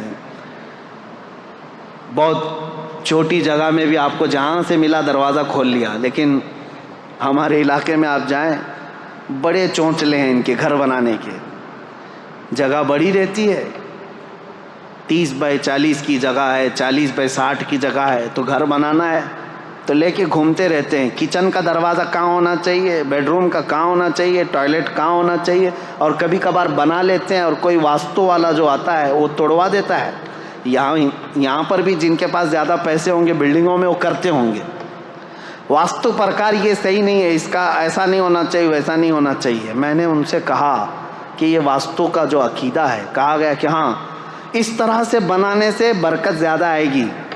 ٹھیک ہے، اسی انت وشواس میں لوگوں کو دھندا چل رہا ہے. میں ایک پوچھا ان سے سوال جو آپ کے پاس رکھنا چاہتا ہوں، کیسا بڑا گورکھ دھندا ہے. کہا بھائی ایک کتاب کیوں نہیں لکھ دیتے واستو کی. ہر جگہ جو ہے نا یہ واستو کا جو ایکسپرٹ ہوتا ہے، پنڈت ہوتا ہے، اس کو بلانا ہی پڑتا ہے. ایک کتاب لکھ دو کہ یہ جگہ ہوگی تو ایسا بنا دیں گے، وہ جگہ ہوگی تو ایسے بنا دیں گے. وہ انجینئر صاحب ہنسنے لگے. کہا نہیں، ہر آدمی کا واسطو الگ الگ ہوتا ہے. کیوں ہر ایک سے پیسہ لینا؟ ایک کتاب لکھ دیے تو ہو گیا ختم. پھر کون آئے گا ہمارے پاس واسطو پوچھنے کے لیے؟ یہ سب چیزیں میرے عزیزو دین اسلام میں نہیں ہیں. ہمارا عقیدہ یہ ہے کہ اگر تمہیں اللہ کی ذات پر یقین و توکل ہے تو سنو، دروازہ تم شمال میں بناؤ، جنوب میں بناؤ، مشرق میں بناؤ، مغرب میں بناؤ، کہیں پر بھی بناؤ. بلکہ تمہارے گھر کے 70 دروازے بنا کر کے رکھ لو، کھڑکیاں ہر جگہ کھول لو. اگر میرا مولا نہ چاہے رزق کا ایک دانہ بھی تمہارے گھر کے اندر نہیں آ سکتا. ما یفتح اللہ للناس من رحمت فلا ممسک لہ وما یمسک فلا مرسل لہ. سورہ فاطر کی آیت ہے. اور پھر اللہ کی ذات پر توکل ہے. اور تم اگر کسی گھر کے اندر 70 دروازوں سے اندر بند ہو کر کے بھی بیٹھو، میرا مولا پہنچانا چاہے تو رزق وہاں پر بھی پہنچائے گا. یہ عقیدہ ایمان ہے، یہ عقیدہ اسلام ہے. یہ مت سوچو کہ ادھر دروازہ ہوگا تو یہاں سے جلدی رزق آئے گا، ادھر دروازہ ہوگا تو یہاں سے جلدی رزق آئے گا۔ عزیزان گرامی وقار، ہمارے یہاں ایسا نہیں ہے، ورنہ ہم تو جو ہے 12 فلور کی 14 فلور کی مسجد بناتے اور چھت پہ جا کے نماز پڑھتے، جلدی سے اوپر چلی جائے گی۔ ہمارا یہ عقیدہ نہیں ہے۔ ہم خاک پر بھی سجدہ کریں، دل اگر جھک گیا ہے تو مولا اس کو بھی قبول فرمائے، اور اگر تمہارا دل جھکتا نہیں، یقین نہیں ہے اللہ کی ذات پر، تو آسمانوں میں اڑ کر کے بھی پڑھو، تمہارے منہ پر مار دی جائے گی۔ یہ سمتیں، یہ جگہیں، اس کا تعلق نہیں ہے۔ اسلام کی خوبیاں یہی ہیں میرے عزیزو، ہم نے کسی کو باندھ کر کے نہیں رکھا۔ آپ مجھے یہ بتاؤ، سوال یہ سب سے پہلا میں نے اپنی تقریر میں سوال کیا ہے، اسلام کو ہی کیوں فالو کرنا چاہیے؟ یہ سوال اگر غیروں کی طرف سے ہے، یعنی جو اسلام میں نہیں ہے، دلت لوگوں کو کرنا چاہیے یہ سوال، تو میں ان کو اچھی طرح سے بتاتا ہوں۔ جو آج ہمارے ہندوستان میں ایک طبقہ ہے، ہندوؤں میں کاسٹ کیے گئے ہیں، اور برہمن، چھتریہ، اور پھر شودر ہے، ویشیہ، یہ سب جو ہے نا الگ الگ قسمیں کی گئی ہیں، اور لوگوں میں یہ بٹھایا گیا ہے جو برہمن ہیں وہ بھگوان کے برہما کے سر سے پیدا کیے گئے ہیں، اور باقی قومیں الگ، کوئی چھاتی سے پیدا کیا، کوئی بازوؤں سے، اور جو شودر ہیں، دلت ہیں، وہ پیروں سے پیدا کیے گئے ہیں۔ منوسمرتی میں تو صاف یہ لکھا ہوا ہے کہ اگر کسی برہمن نے گیتا کے شلوک کسی دلت آدمی کو سکھا دیا تو وہ اس کے ساتھ دوزخ میں جل جائے گا، جہاں پر بھی ہوگی ان کی نرک، وہاں وہ برہمن بھی جلے گا۔ دلت کو اگر سکھا بھی دیا ایک شلوک، کس کا؟ گیتا کا، کیونکہ چنڈال اس کو کہتے ہیں، یہ بار بار ہم سے کہتے ہیں، قرآن کہتا ہے انما المشرکون نجس، قرآن میں کہا گیا مشرک نجس ہیں۔ منوسمرتی اٹھا کر کے دیکھو گے تو آپ کو پتہ چلے گا جگہ جگہ دلت لوگوں کو چنڈال چنڈال ہی کہا گیا۔ چنڈال چور کو کہتے ہیں، اور جتنے دلت ہیں سب چور، منوسمرتی کے قانون کے حساب سے۔ وہ بیچارے آج ان بھکت بنے ہوئے ان کے پیچھے گھوم رہے ہیں، ان کو پتہ نہیں ہے تم کو یہ چنڈال سمجھتے ہیں، چنڈال۔ اور اس کے بعد یہ جو بھید بھاؤ ہے، چنڈال کو اگر ایک شلوک گیتا کا سکھا دیا تو کیا ہے؟ نرک میں جل جائے گا۔ کون؟ برہمن جل جائے گا۔ اور میرا نبی کہتا ہے تم نے اگر کسی کو ایک آیت بھی سکھائی، ساتھ میں جنت جاؤ۔ خیرکم من تعلم القرآن وعلمہ، میرے آقا فرماتے ہیں تم میں سب سے بہترین آدمی وہ ہے جو قرآن سیکھے اور دوسرے کو سکھا دے۔ یہاں بھید بھاؤ نہیں رکھا گیا، یہ نہیں کہا گیا چنڈال کو نہیں سکھاؤ گے۔ ہمارے ہاں کسان کا کام کرنے والا، کھیتی باڑی کرنے والا ایک عام کسان کا بیٹا بھی اگر حافظ قرآن ہو تو بڑے بڑے امیروں کا بھی امام بن سکتا ہے، مسلح اس کا حق ہے۔ ہم اس کی ذات پات کو نہیں دیکھتے کہ تو خان ہے کہ پٹھان ہے کہ شیخ ہے، کیا ہے۔ مسلح پر امام کو ہم یہ کہہ کر کے نہیں بڑھاتے، ہم مسلح پر جس کو بڑھاتے ہیں یہ دیکھ کر کے کہ تو میرے مصطفیٰ کی کتنی سنتوں پر عمل کرتا ہے۔ قرآن سب کے لیے عام رکھا گیا ہے۔ میرے عزیزو، ان سے میں کہتا ہوں، آپ یہ کہہ رہے نا کیوں اسلام ہی، کیوں اسلام کو فالو؟ ایک ہی سوال پر میں آ گیا، حالانکہ مجھے ابھی تاریخ اسلام بتانی تھی۔ سب سے پہلا سوال یہی تھا کہ اسلام کو ہی فالو کیوں کریں؟ صاف سی بات ہے، آپ یہ بھید بھاؤ کو ختم کرنے والی چیزیں لے کر، ہاں کچھ لوگ کہتے ہیں آپ کے یہاں بھی ہیں برادریاں ہیں، میں کہتا ہوں 1000 ہمارے یہاں شرابی ہوں، جوے باز ہوں، چور ہوں، برادریوں میں فرق کرنے والے لوگ ہوں، میں ان کو یہ نہیں کہتا کہ وہ اسلامی قانون پر عمل کر رہے ہیں، یا ان کا اپنا بنایا ہوا طریقہ ہے، بدعتیں ہیں، ورنہ میرے آقا صلی اللہ تعالیٰ علیہ وسلم کا جو دین ہے وہ ان سب چیزوں سے پاک ہے۔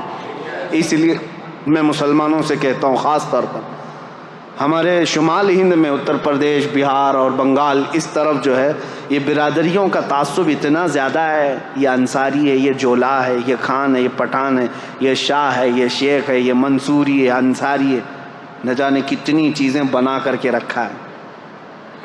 ٹھیک ہے، خاندان تعارف کے لیے تھا، ایک دوسرے کو پہچاننے کے لیے قبائل بنے گئے تھے، لیکن یہاں تو ایک دوسرے کو جھگڑا کرنے کے لیے، ایک دوسرے کو نیچا دکھانے کے لیے میں ایک علاقے میں پروگرام کر کے ابھی آیا ہوں، حج سے پہلے کی بات ہے، میں نام نہیں بتاتا، اس پورے علاقے میں ایسا ہے، انصاریوں کا ایک گٹ ایک محلے میں رہتا ہے، مسلمان ہیں سارے، ایک برادری ہے، اور پھر ابھی قریب کی بات ہے کہ کوئی الیکشن کے لیے کھڑا ہو گیا، پٹھان تھا، خان تھا، سارے انصاریوں نے مل کر کے ہرایا، کہا ہندو جیتے گا چلے گا لیکن پٹھان نہیں۔ نعوذ باللہ من ذالک۔ میں نے پوچھا کہ وہ جو خان صاحب کھڑے تھے، مجھے اس سے لینا دینا نہیں ہے کہ کون جیتتا ہے کون ہارتا ہے، لیکن میں کہہ رہا ہوں یہ تعصب کیوں آیا؟ میں نے کہا کیا وہ بدعقیدہ تھے؟ کہا نہیں، بدعقیدہ تو ہمارے محلے میں ہے ہی نہیں، وہ بھی مسلک اعلیٰ حضرت والا، ہم بھی مسلک اعلیٰ حضرت۔ میں نے کہا یہ تعصب کہاں سے آیا؟ کہا نہیں، اگر وہ آتے تو ہم کو مارتے، تم لوگ کم ذات والے لوگ ہو۔ نعوذ باللہ من ذالک۔ یہ تمام چیزیں ان لوگوں سے تمہارے درمیان آئی ہیں جن کے ساتھ آج اٹھک بیٹھک ہو رہی ہے، شودر لوگوں کے ساتھ جو سلوک برہمن کرتے ہیں، یہ سب چیزیں اسلام میں بالکل نہیں ہیں، اسلام ان چیزوں سے پاک ہے۔ آپ کو پتہ ہے ایک بار حضرت ابو ذر غفاری رضی اللہ تعالیٰ عنہ نے حضرت بلال کو صرف یہ کہا تھا، کالی ماں کے بیٹے، میرے آقا صلی اللہ علیہ وسلم اتنے ناراض ہوئے تھے، پوچھا تھا افیک الجاہلیہ، اے ابو ذر ابھی تمہارے اندر جاہلیت ہے، ابھی جہالت کے زمانے میں پل رہے ہو؟ حضرت ابو ذر آئے، حضرت بلال کو یہ نہیں کہا کہ غلطی ہو گئی معاف کر دو، کہا ہاتھ پکڑ کر کے لائے، مسجد میں لیٹ گئے، کہا اے بلال تم اپنا یہ کالا پیر میرے چہرے پر رکھ کر رگڑ دو تاکہ مجھے میری غلطی کا احساس ہو جائے، میں نے کیسے کہہ دیا تم کو کالی عورت کے بیٹے، مجھ سے خطا ہوئی، اب تم یہ اپنا پیر میرے چہرے پر رکھو، میں اس لائق ہوں۔ وہ اس بات کو بھی پسند کر رہے تھے کہ بلال اگرچہ کالے ہوں لیکن اپنا پیر میرے چہرے پر رکھ دیں۔ حضرت بلال نے ان کو اٹھا لیا، سینے سے لگا لیا، کہا میرے اور تمہارے درمیان جو کامن چیز ہے وہ یہ ہے، تم بھی اسی رسول کے غلام ہو جس کا غلام میں ہوں۔ یہ چیز ہمیں دین اسلام میں جوڑے رکھتی ہے۔ عزیزان گرامی اوقات، تم سوال یہ کر رہے ہو اسلام کو ہی کیوں فالو کیا جائے؟ یہ اسلام کی خصوصیت ہے کہ فلسطین کا بچہ روتا ہے تو ہمارے درمیان ہمارے دل کے اندر بھی درد اٹھتا ہے۔ اسلام نے جوڑ کر کے رکھا ہے، یونیٹی ایسی ہے، اللہ کی قسم حج کر کے آؤ تو پتہ چلے گا، حج کر کے آؤ پتہ چلے گا، وہاں اللہ کریم نے ایک لباس میں پوری دنیا کو کس طرح سے بلایا ہے۔ کسی بادشاہ کو تم پہچان نہیں سکتے۔ ابھی پچھلے سال کی بات میں 2022 میں افریقہ کا ایک ملک ہے، چھوٹا سا ملک ہے، وہاں کا پریسیڈنٹ آیا تھا، اور ہر پریسیڈنٹ کو ایک پروٹوکول دیا جاتا ہے، سعودی گورنمنٹ کی طرف سے اس کو کچھ فوجی دیے جاتے ہیں، گاڑی اسپیشل ہوتی ہے، ان کے ٹینٹ الگ لگتے ہیں، لیکن اس نے ساری چیزوں کو قطعاً منع کیا تھا، کہا تھا کہ میں جس طرح میری کنٹری کے لوگ حج کے لیے جا رہے ہیں میں ویسی حج پہ جاؤں۔ اور اس کی ایک فوٹو وائرل بھی ہوئی تھی، مینا کے روڈ پر وہ بغیر بستر کے ہاتھ کا تکیہ بنا کر سو رہا تھا، اپنے ملک کا بادشاہ ہے۔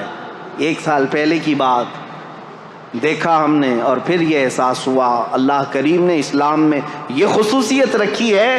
حضرت عمر فاروق رضی اللہ تعالیٰ عنہ بھی وہی کھاتے تھے، حضرت ابو بکر بھی وہی کھاتے تھے جو مدینے کے عام لوگ کھایا کرتے تھے۔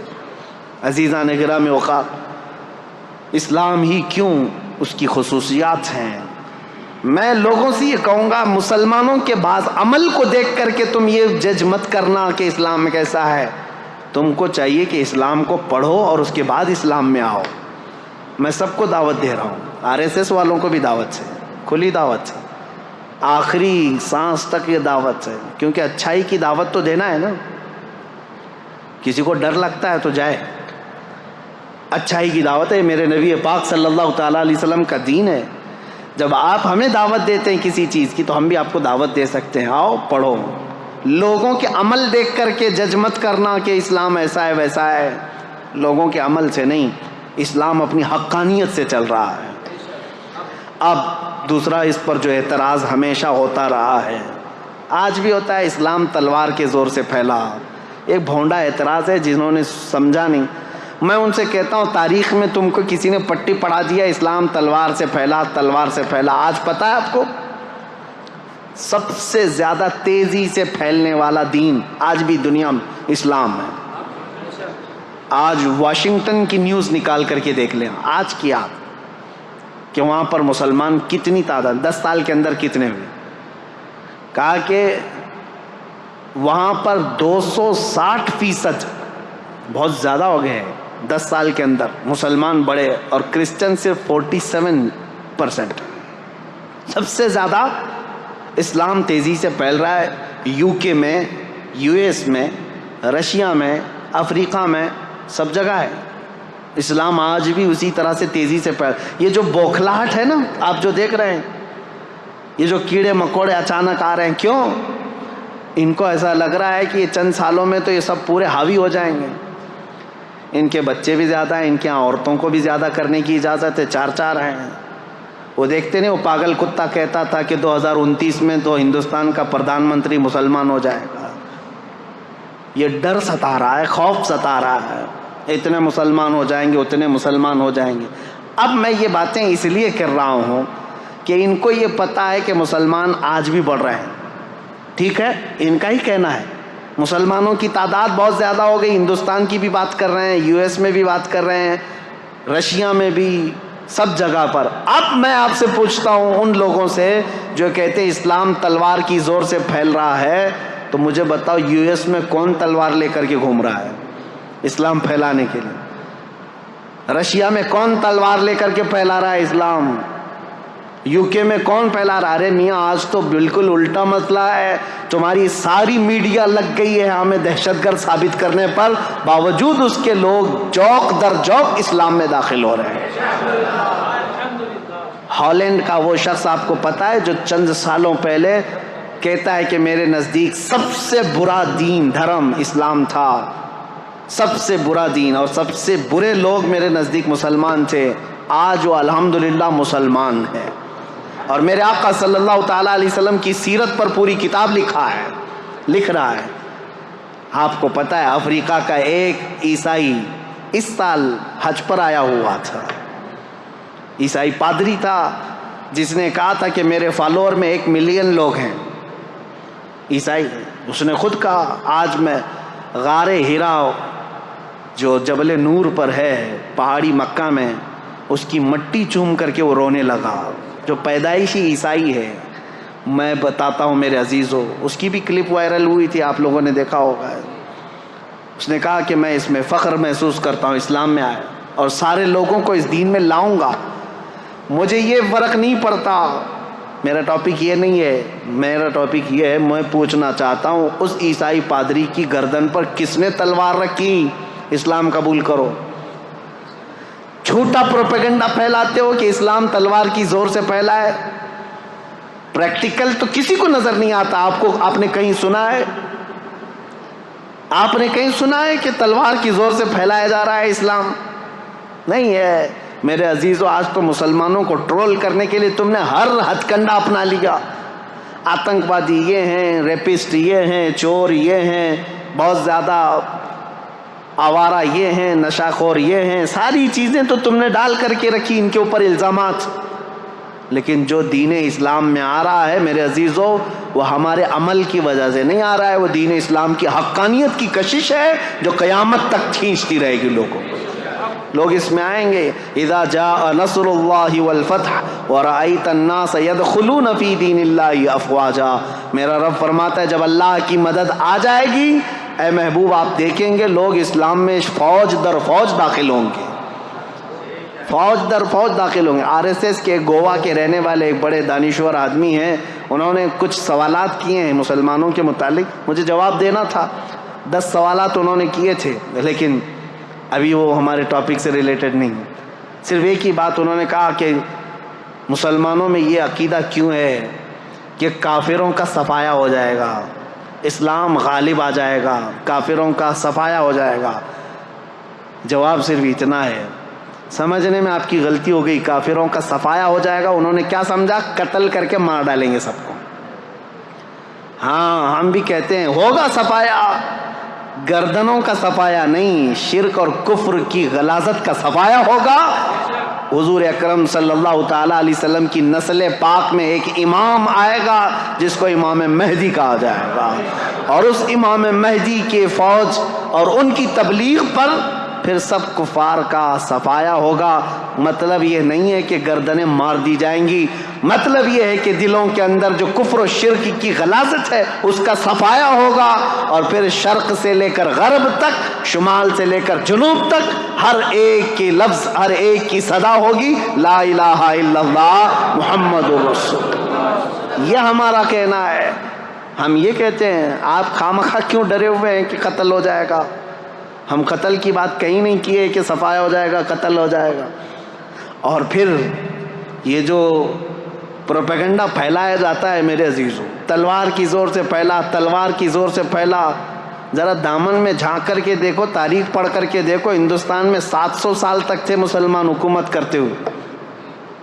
اگر روز تلوار لے کر کے بیٹھے ہوتے تو ایک کیڑا بھی نہیں بچتا، بھی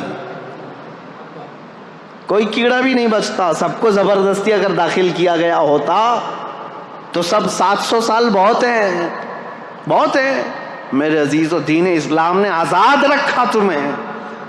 آج مندریں بھی باقی 1000 سال پرانی، 800 سال پرانی، 900 سال پرانی۔ ہندوستان میں وہ مندریں بھی موجود ہیں اور لوگ بھی موجود ہیں، دھرم بھی موجود ہے۔ ہم نے زور زبردستی کسی کو بلایا ہی نہیں۔ قرآن میں اللہ فرماتا ہے لا اکراہ فی الدین، دین میں کوئی زور زبردستی نہیں، لیکن قیامت کا دن آنا ہے، فیصلہ تو اس دن ہونا ہے۔ اب اسلام کی خصوصیات یہ پوچھ رہے تھے کہ کیوں اسلام کو فالو کریں، اور پھر یہ اعتراضات، اسلام تلوار کی زور سے پھیلا، یہ ساری چیزیں ایک پروپیگنڈا ہے میرے عزیزو، پروپیگنڈا ہے۔ اور حقیقت اگر میں آپ کو بتاؤں، نبی کریم صلی اللہ تعالیٰ علیہ وسلم جتنی جنگوں میں شرکت فرمائے وہ تقریباً 17 ہوتی، 17 غزوات جس میں حضور صلی اللہ تعالیٰ علیہ وسلم بنفس نفیس خود گئے، اور کل جنگوں میں جو لوگ مرے، فوت ہوئے، ان کی تعداد پتہ ہے 252، 250 لوگ مرے ہیں۔ کتنے؟ 250۔ اور آپ کو پتہ ہے فرسٹ ورلڈ وار جو ہوئی تھی، فرسٹ ورلڈ وار، اس میں کتنے لوگ مرے تھے پتہ ہے؟ 3 کروڑ لوگ مرے تھے۔ اور سیکنڈ ورلڈ وار جو 1940 پہ ختم ہوئی 1940 تک، اس میں 5 کروڑ لوگ، کروڑ کی بات کر رہا ہوں، 100 بھی نہیں، 1000 بھی نہیں، لاکھ بھی نہیں۔ کوئی گنتی ہے انسانوں کی؟ یہ آج ہمیں تمیز دینے آئے ہیں اسلام تلوار کی زور سے پھیلا۔ یہ 5 کروڑ، یہ 3 کروڑ لوگوں کو جو موت کے گھاٹ اتارا گیا ہے، کس بنیاد پر؟ مجھے بتاؤ کس بنیاد پر؟ صرف حکومت، تخت اور سکتہ حاصل کرنے کے لیے ہزاروں نہیں کروڑوں انسانوں کو موت کی گھاٹ اتار دیا۔ دور مت جاؤ، آج رپورٹ نکال کر کے دیکھ لینا، ہماری نہیں، آزاد رپورٹ، عراق میں پچھلے 20 سال سے کتنے لوگوں کو امریکہ نے مارا ہے۔ آج ملک شام میں 2011 سے لے کر 2023 تک کا آپ رپورٹ نکال کر کے بتاؤ کتنے لوگ وہاں مارے گئے۔ فلسطین میں پچھلے 60 سال سے کتنے لوگ مارے گئے۔ ہوتا یہ ہے کہ چور خوب چوری کر چکا ہے، لیکن یہ کہتا ہے دوسرا چور ہے، دوسرا چور ہے۔ ان کی چوریاں اتنی ہیں کہ یہ اپنی چوری کو چھپانے کے لیے، جیسے ہمارے ملک کے صاحب کرتے ہیں، سب کو بولتے رہو تاکہ کوئی ہم کو نہ بولے۔ یہ پروپیگنڈا اس طرح اتنی تیزی سے پھیلایا گیا ہے، اتنا پھیلایا گیا ہے کہ اسلام تلوار کی زور سے پھیلا، تلوار کی زور سے پھیلا۔ اور مثال میں کیا لے کر کے آئیں گے؟ ان کے ہی پالے ہوئے کوئی ISIS کے ٹٹو لوگوں کو جو دہشت گردی کے ساتھ کسی کا گلا کاٹ رہے ہوں گے، کسی کو مار رہے ہوں گے، ان کی ویڈیو بنائیں گے اور پوری دنیا میں دہشت پھیلائیں گے۔ اور ایک ویڈیو سے تم 5 کروڑ لوگوں کی موت چھپا رہے ہو۔ آج پتہ ہے یہ سارا نظام، اگر میں تاریخ کے حساب سے بیٹھوں کتنی موتیں ہوئی ہیں، تمہاری آنکھیں پھٹی رہ جائیں گی۔ عراق کی موتیں، ملک شام کی موتیں، ابھی یمن میں، افغانستان میں 20 سال یہ درندوں کی طرح ناچتے رہے پورے نیٹو کی فوجیں، تقریباً 45 کنٹریز کی فوجیں 20 سال تک افغانستان میں کیا کر رہی تھیں؟ مارا ہے انہوں نے، ہزاروں کی تعداد میں عام شہریوں کو مارا ہے۔ اتنی موتیں ہو جانے کے بعد اب سوال کرنے کا حق بھی نہیں بنتا تم کو کہ تم اسلام پر انگلی اٹھاؤ گے، جہاں میرے آقا صلی اللہ تعالیٰ علیہ وسلم کی زندگی پاک میں 17 جنگوں میں کل کتنے لوگ مارے گئے تھے؟ ایک طرف 250 کو رکھو، ایک طرف 8 کروڑ لوگوں کو، کوئی کمپیریزن ہے؟ کوئی تقابل ہے؟ میرے عزیزو، تاریخ کی سچائیاں آپ کے سامنے میں رکھنا چاہتا ہوں. اسلام پر اعتراضات کرنے والے کبھی ان چیزوں کو لے کر کے آتے ہیں، کبھی ان چیزوں کو لے کر کے آتے ہیں. بہت سارے اعتراضات ہیں. ابھی قربانی کا وہ گزرا، سعودیوں کے بھی اب نخرے زیادہ ہو گئے، وہ قربانی سے ابھی بچنے کی کوشش کر رہے ہیں. ابھی وہ نیوٹرل بننے کے لیے ابھی دیکھا انہوں نے اپنا ایک نمائندہ یا ہندوستان بھیجا جو مندروں کی زیارت کرنے آیا ہے. یہ وہی ظالم لوگ ہیں جو ہمیں اولیاء اکرام کے مزارات پر جانے پر شرک کے فتوے لگاتے تھے. آج ان کا سب سے بڑا امام آیا ہوا ہے ہندوستان میں جو دلی کے اور پتہ نہیں کہاں کہاں کے مندروں کی زیارت کرنے آیا ہے، اور بڑے شوق سے زیارت کر رہے ہیں اور تاریخ سمجھ کر کے، اور وہاں میرے آقا صلی اللہ تعالیٰ علیہ وسلم کے آثار کو مٹا کر کے رکھا ہے شرک اور بدعت کے نام پر. خیر وہ بات الگ ہے. یہ نیوٹرل بننے کے لیے، لوگوں کی واہواہی لینے کے لیے اب قربانی کے مسئلے پر بھی آ گئے ہیں. اس سال حج کے دوران ہم نے دیکھا ہے قربانیوں کا کیا کیا سلسلہ ہوتا ہے. بہرحال میں یہ کہہ رہا ہوں، یہ جگہ جگہ سے یہ بات اٹھاتے ہیں. اسلام اگر اتنا ہی اچھا ہے تو اتنے جانوروں کو کیوں کاٹ دیا جاتا ہے بقرعید؟ ہر مسلمان مالک کے نصاب جو ہے بکرے کو کاٹتا ہے، گائے کو کاٹتا ہے، بھینس کو کاٹتا ہے، اونٹ کو کاٹتا ہے، جو جائز جانور ہیں ان میں.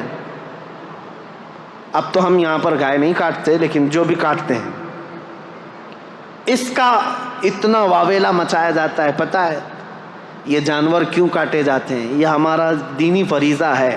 لیکن حقیقت میں آپ کو بتاؤں، ایسے لوگوں کا یہ اعتراض ہے، ان کو کبھی دوسرے گھر نہیں نظر آتے. یہودی دین میں بھی قربانی ہے، عیسائیوں کے دین میں بھی قربانی ہے، ہندوؤں میں بھی قربانی ہے. ان کے ابھی یہاں بلی چڑھانا ہے. بلکہ یجروید میں ہے، وید ہیں ان کے 4، سام وید، اتھر وید، یجروید، رگ وید. یجروید کے اندر یہ بات موجود ہے آج بھی کہ بھگوان کو کون کون سی چیزیں پسند ہیں. اس میں کئی جانوروں کے نام ہیں، اور خود رام کے بارے میں رامائن میں لکھا ہوا ہے کہ وہ ہرن کا شکار بہت شوق سے کرتے تھے. آج کرتے تو شاید بہت لمبا کیس ہوتا. ہاں ہرن کیونکہ ہمارے ہاں غیر قانونی اس کا شکار نہیں ہو سکتا.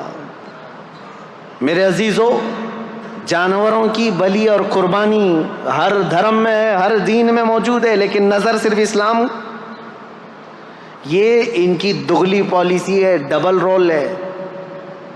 یہ آپ نہیں دیکھتے کہ صرف اسلام کی عید الاضحیٰ کی قربانیوں کو اتنا اچھالا جاتا ہے، بے زبان جانوروں کو مارا جاتا ہے. تمہیں پتہ نہیں ابھی جو بلی چڑھائی جاتی ہے وہ تو دیکھ بھی نہیں سکتے تم.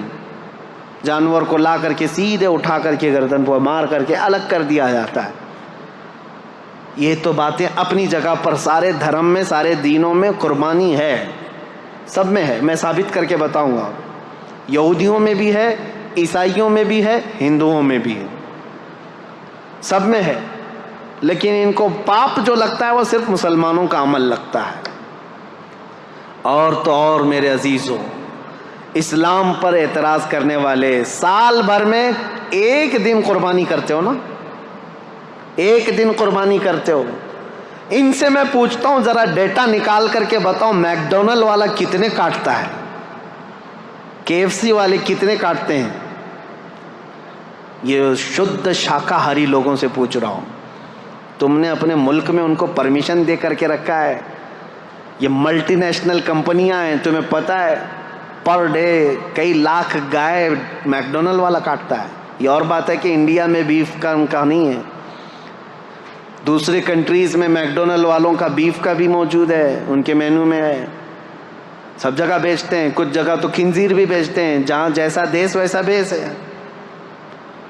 لیکن کبھی آج تک ان میں سے کوئی بھی کیڑا اٹھا اور کہا کہ یہ جو نان ویج والا ہے اس کو یہاں پرمیشن نہیں دینا چاہیے؟ نہیں، سب جگہ تم شوق سے ان کو چلاتے ہو.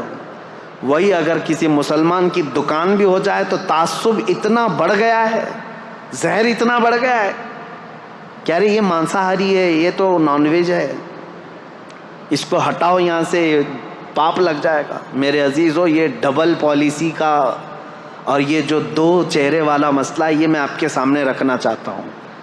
آج میری تقریر جو ہو رہی ہے وہ پوری ریکارڈ ہے، اور مجھے پتا ہے ہمارا مجمع جو سن رہا ہے، میں نے شروع میں ہی کہا میں آپ کے لیے نہیں ہے، آپ الحمدللہ اس عقیدے سے وابستہ ہیں کہ میرے نبی کریم صلی اللہ تعالیٰ علیہ وسلم کا فرمان عالی شان ہمارے لیے زندگی کا آخری حرف ہے، اس کے بعد ہم سوچ بھی نہیں سکتے، ہمارا عقیدہ مضبوط ہے الحمدللہ۔ ہم دین اسلام کو حق سمجھ کر کے چل رہے ہیں، اس کے ہر مسئلے کو حق سمجھتے ہیں۔ میں ان لوگوں کو آج مخاطب کر رہا ہوں جن کے دلوں میں شکوک و شبہات ہے، اسے بہت سارے 40 سوالات کے اعتراضات میں لے کر کے آ جایا تھا، بہت لمبا ٹائم گیا، 40 طرح کے ان کے سوالات ہیں جو ایتھسٹ لوگ بھی کرتے ہیں اسلام کے بارے میں۔ انشاءاللہ بیچ بیچ میں جب موقع ملے میں آپ کو بتاتا رہوں گا اسلام میں قربانی کیوں ہے، اسلام میں زیادہ بیویاں کیوں ہیں، اور یہ سب سوالات ایسے ہیں جو ان کے جیب میں خود موجود ہیں، خود کرتے ہیں، سوال اسلام کے ساتھ ہے۔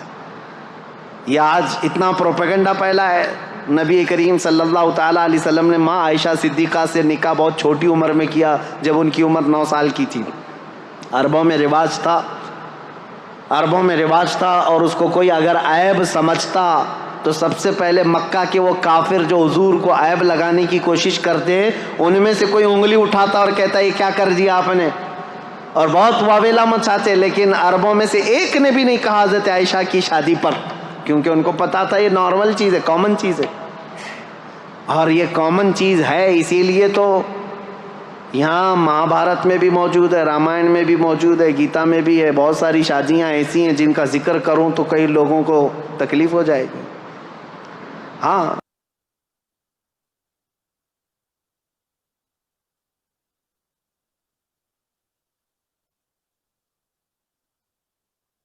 اور زیادہ بیویاں، نبی کریم صلی اللہ تعالیٰ علیہ وسلم کی 10 بیویوں کے متعلق یہ ٹی وی میں بیٹھ کر کے پکوڑے تلتے رہتے ہیں اور ایک دوسرے پر اعتراضات کرتے رہتے ہیں، اسلام اسلام، نبی پاک صلی اللہ تعالیٰ علیہ وسلم کبھی اپنے گھر کی خبر ہی نہیں لیتے۔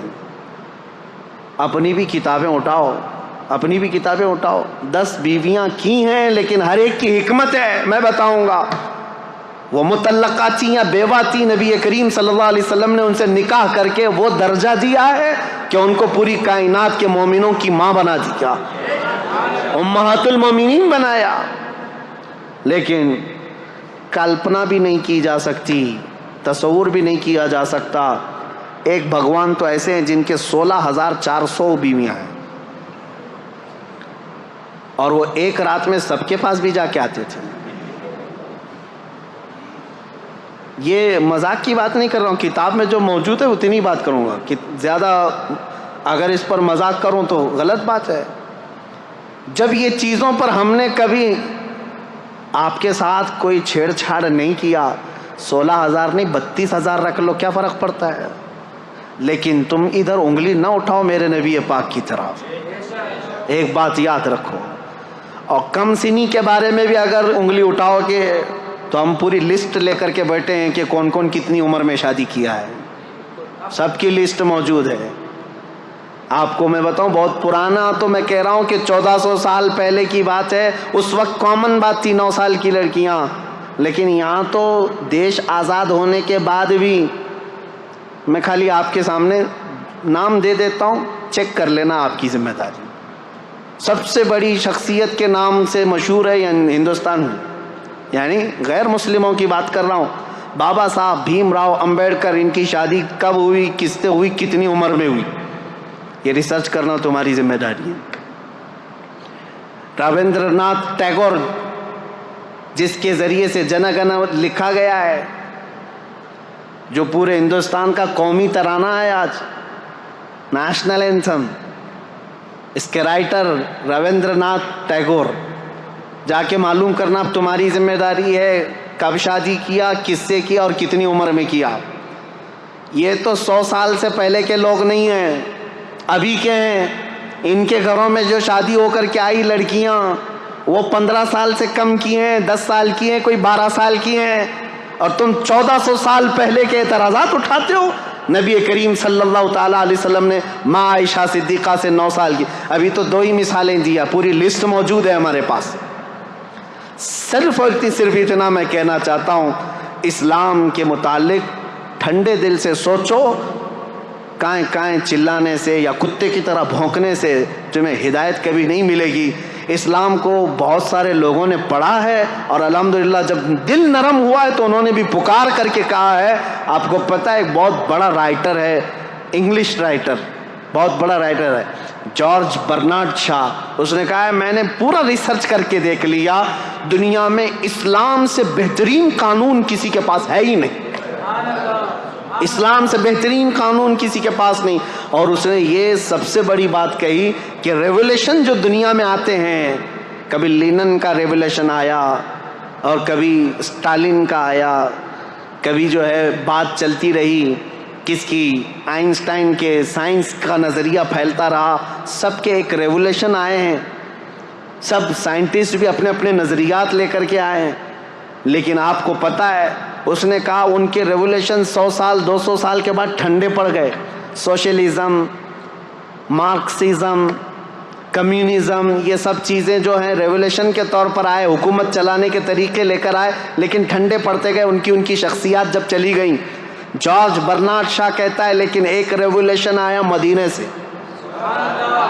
اور وہ ریولیوشن ایسا ہے کہ اس کے بانی محمد صلی اللہ تعالیٰ علیہ وسلم 63 سال کے بعد وفات کر گئے، لیکن اس ریولیوشن کو میں آج دیکھ رہا ہوں 14 صدیاں گزر گئی، ہر آنے والے بچے کے اندر ان کا امپلیمنٹ ویسا ہی نظر آتا ہے جیسے مکہ کے مسلمانوں کا رہا ہوگا۔ آج بھی یہ اپنے دین کے لیے مر مٹنے کو تیار ہیں، آج بھی اپنے رسول سے ویسی محبت کرتے ہیں، نہ انہوں نے دیکھا، نہ ان کے باپ نے دیکھا، نہ دادا نے دیکھا، تقریباً ان کی 7 پیڑھیوں نے نہیں دیکھا ہوگا، لیکن محبت ایسی کرتے ہیں کہ ہر رات سوتے بھی ہیں تو تمنا یہی لے کر آج خواب میں میرے آقا تشریف لائیں۔ یہ حقیقت ہے یا نہیں مسلمانوں؟ یہ میری بات نہیں، یہ جارج برنارڈ شاہ ایک رائٹر ہے انگلش انگریز، وہ کہتا ہے اتنا بڑا ریولیوشن میں نے نہیں دیکھا جو 1400 سال تک چلتا آ رہا ہو، اور آج وہ رسول نہیں ہے، وہ صحابہ نہیں ہے جو ان کے کیمپینین تھے، ان کے ساتھی تھے، ان کے خلیفہ نہیں ہیں، لیکن اس کے باوجود خاموش دیواروں سے ایسا لگتا ہے اسلام ابھی بھی پھیل رہا ہے۔ یورپ میں، امریکہ میں، افریقہ میں کون ہے جو جمال مصطفیٰ دیکھ کر کے آ رہا ہو؟ کوئی ہے نہیں، نہ صحابہ کو دیکھا، نہ اولیاء کو دیکھا۔ اس وقت کے فتنوں کے زمانے میں بھی لوگ اسلام میں داخل ہو رہے ہیں۔ میں کہتا ہوں یہ میرے آقا کا لایا ہوا ریولیوشن، انقلاب ایسا ہے جو آج تک نہیں بلکہ قیامت تک قائم رہنے والا ہے، اور یہ سب پر غالب آ کر کے رہے گا انشاءاللہ۔ سوالات، اعتراضات بہت سارے ہیں۔ اسلام میں 4 شادیاں کیوں، اس کا میں نے بتا دیا۔ عورتوں کی تعداد زیادہ ہے اور ان عورتوں کو آوارہ ہونے سے بچانا بھی ضروری ہے، اس کے لیے ایک سسٹم دیا گیا ہے، کیونکہ اسلام فلی لائف سسٹم ہے۔ اور اس کے علاوہ کم سنی پر جو اعتراضات کرتے ہو، اور اس کے علاوہ بہت ساری چیزیں ایسے اعتراضات کرتے ہیں، مرنے کے بعد دوبارہ زندہ ہونے کا عقیدہ کیوں ہے، یہ ساری چیزیں اسلام میں کیوں؟ میرے عزیزو، یہ ہونا بہت ضروری ہے۔ اگر آخرت کا تصور نہ رہے تو ہر کوئی آزاد کھلے طور پر ناچتا رہے گا جیسے وہ ناچ رہے ہیں۔ شراب پی لیا، زنا کر لیا، ڈر کسی کا نہیں ہے۔ اور زیادہ سے زیادہ کچھ لوگ ڈراتے ہیں یہ کہہ کر کے کہ اچھے کام کرو تو ٹھیک ہے، برے کام کرو گے تو اگلے جنم میں چوہا پیدا ہو جاؤ گے، کتا پیدا ہو جاؤ گے، اتنا ہی ڈر ہے۔ وہ دیکھتے نہیں، ان کا مذاق بھی چلتا رہتا ہے، کبھی یمراج کو دھوکہ دے دوں گا۔ ہاں، یہ موت کے فرشتے کے متعلق جو عقیدہ ہے وہ اس لیے کہ اتنا ہلکا بنا کر کے پیش کر دیا تم نے، اتنا ہلکا بنا کر کے کہ کچھ نہیں ہونے والا ہے۔ میرے عزیزو، اسلام آخرت کا ایسا مضبوط عقیدہ دیتا ہے، ایسا مضبوط عقیدہ کہ آپ مشرق سے لے کر مغرب تک، شمال سے جنوب تک پوری دنیا میں گھومو، کسی بھی مسجد میں جاؤ، مسلمان جب مسجد میں جا کر اللہ اکبر کہہ کر رکعت باندھتا ہے اس کی نظریں ایسی سیدھی ہو جاتی ہیں، کوئی اسے پکارے تو بھی نہیں دیکھتا، کوئی اسے چلائے تو بھی نہیں دیکھتا، اس کی نظر ایک ہی طرف ہے، وہ اللہ کے قرب کی طرف بڑھنا چاہتا ہے۔ میں اس سے یہ پوچھتا ہوں دوسروں سے، یہ اس کے اندر مطمح نظر، محور، مرکزیت کس نے پیدا کیا؟ یہ عقیدہ آخرت ہے۔ اس کا عقیدہ یہ ہے میرا رب مجھے دیکھ رہا ہے۔ ٹھنڈیوں کے دنوں میں بستر چھوڑ کر کے اگر نماز کے لیے آتے ہو، یہ عقیدہ ہے کہ آخرت میں مجھے حساب دینا ہے۔ کسی کا مال نہیں کھاتا آدمی تو اس لیے کہ آخرت میں مجھے حساب دینا ہے۔ وہ کہتے ہیں حساب تو یہاں پر بھی اللہ دے سکتا تھا، وہاں کیوں؟ ایک سوال یہ بھی ہے، اللہ اگر چاہے تو یہیں پر حساب لے لیتا، برے لوگوں کو یہاں مار دیتا اور اچھے لوگوں کو یہاں اچھائی دے دیتا۔ نہیں میرے عزیزو، یہ انسان کی جان ایسی ہے، کچھ بندے ایسے ہیں جو اتنے گناہ کر چکے ہیں، ان کو موت بھی دے دو تو سزا پوری نہیں ہوتی۔ صحیح کہہ رہا ہوں؟ کچھ کتے ایسے ہیں جن کو 100 بار مارو تو بھی سزا پوری نہیں ہوتی۔ ان سے ہی پوچھو، ہٹلر نے جرمن کا تاناشاہ، جس کے بارے میں مشہور ہے کہ 50 لاکھ یہودیوں کو مار ڈالا، چیمبر میں ڈال کر کے مارا، اس کا ذکر کرنے بھی نہیں دیتے یہودی، ہولوکاسٹ کا پکڑ کے لے جائیں گے، کچھ بھی کریں گے۔ یہ ہماری تقریر بھی سنتے ہیں اور ہمیں پھر وہاں پر بیت المقدس جانے نہیں دیتے۔ بہرحال انشاءاللہ العزیز ایک دن آئے گا جب ہمارے اس قبلہ اول پر اسلام کا پرچم لہرائے گا انشاءاللہ۔ ہمارے خطبے بھی ہوں گے، ہماری نمازیں بھی ہوں گی انشاءاللہ۔ میں ان سے پوچھتا ہوں 50 لاکھ لوگوں کو مارا، چلو آج پکڑ کر کے ہم لا کر کے دے دیتے ہٹلر کو، کیا سزا دو گے؟ کیا سزا دو گے اس کو؟ 50 لاکھ لوگوں کو مار، تم خوب غصے میں جل کر کے کیا کرتے؟ اس کو بھی چیمبر میں ہی ڈال کے مارتے، ہاں اس کو بھی مار ڈالتے، مر جاتا تو ہو گیا۔ ایک یہودی کو مارنے کی سزا ہو گئی ہے، باقی اتنے جو 50 لاکھ کے قریب ہیں، ایک کو مارنے کی سزا تو ایک کو مار دیا تم نے۔ اس کو تو سزا ملنی چاہیے تھی 50 لاکھ لوگوں کے مارنے کی۔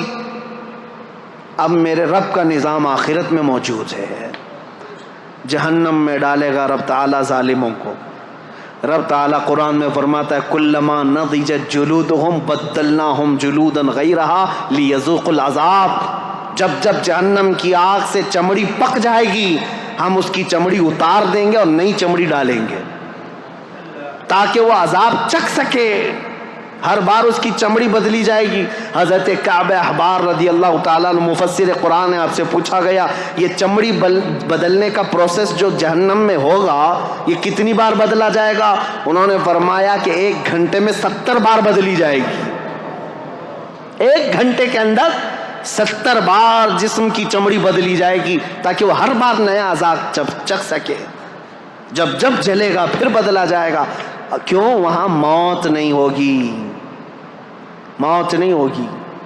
ایک بار موت کو بھی موت آ جائے گی، اس کے بعد ختم۔ اب نہ جہنمیوں کو موت نہ جنتیوں کو موت، اب سزا جھیلنا ہوگا۔ اس کے لیے آخرت میں حساب کتاب ہونا ہے، انصاف ہونا ہے۔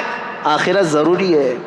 دنیا میں عدالت ہو سکتی، فیصلہ ہو سکتا، ایک بار مار دیتے ہو جاتی، باقی گناہوں کی سزا کیسے دیتے؟ باقی گناہوں کی سزا کیسے ملتی؟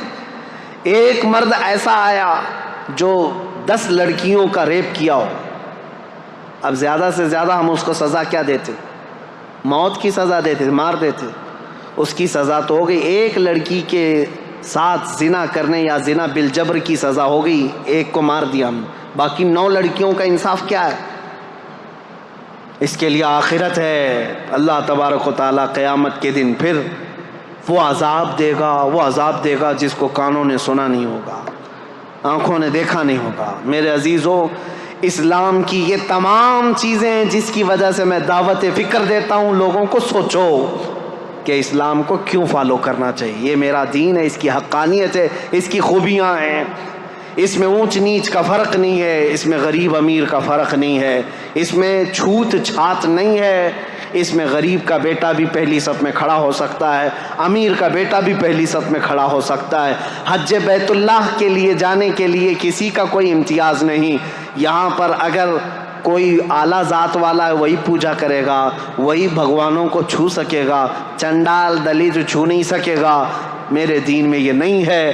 تمہارے ہاں ایسا ہے چاہے نیکوکار ہو کہ پرہیزگار ہو یا گنہگار ہو، جب وہ خانہ کعبہ کے قریب پہنچے حجر اسود کو گنہگار بھی چومتا ہے پرہیزگار بھی چومتا ہے، دونوں کے لیے کھلا ہوا میدان ہے، خانہ کعبہ کو لپٹ جانا ہے سب کے لیے کھلا دروازہ ہے۔ میرے نبی پاک کے آستانے پر جانا ہے، وہاں نہ بادشاہ دیکھا جاتا ہے نہ فقیر دیکھا جاتا ہے، ہر ایک کا سلام قبول کیا جاتا ہے، بلکہ میں تو آپ کو بتاؤں ہزاروں نہیں لاکھوں لوگ وہاں پر سلام پیش کرتے ہیں۔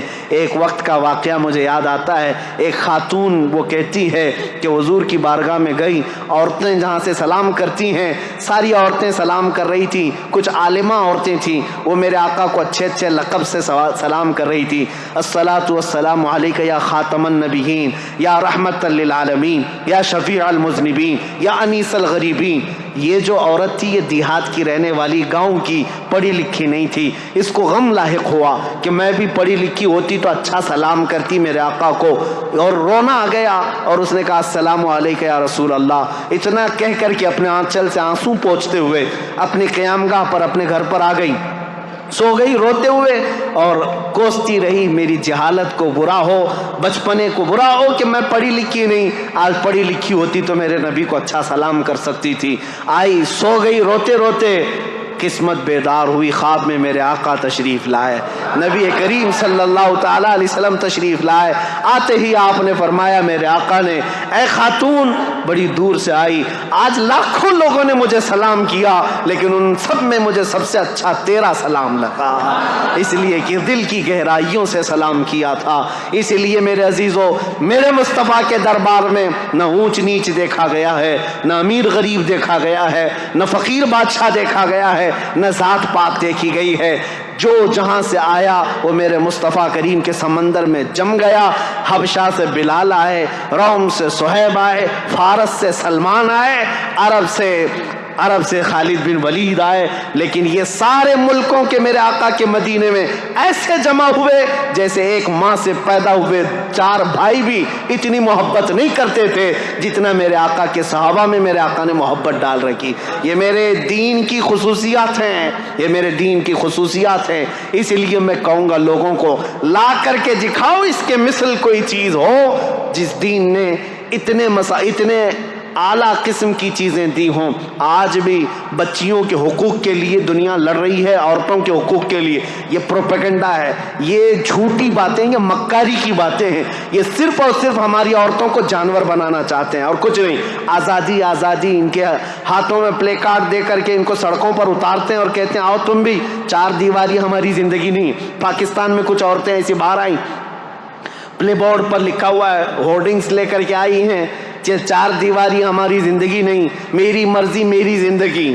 ان عورتوں کو کون بہکا رہا ہے؟ یہ وہی عیاش قسم کے لوگ جنہوں نے عورتوں کو کتوں سے زیادہ اہمیت نہیں دی، یہ صرف اپنے ہوس کا نشانہ بنانا چاہتے ہیں، ان کو ننگا کر کے اسٹیج پر لا کر نچاتے ہیں۔ عورتیں یہ سمجھتی ہیں یہ آزادی ہے میری، یہ آزادی کون سی خاک آزادی ہے جو تم ہر رات دوسرے مرد کی زینت بن جاتی ہو، ہر رات کسی مرد کے بستر کو گرم کرنے لگ جاتی ہو، یہ کون سی آزادی ہے؟ عزیزان گرامی، یہ عورتوں کے حقوق نہیں، عورتوں کے حقوق میرے دین سے پوچھو، اسلام نے کیا دیے ہیں۔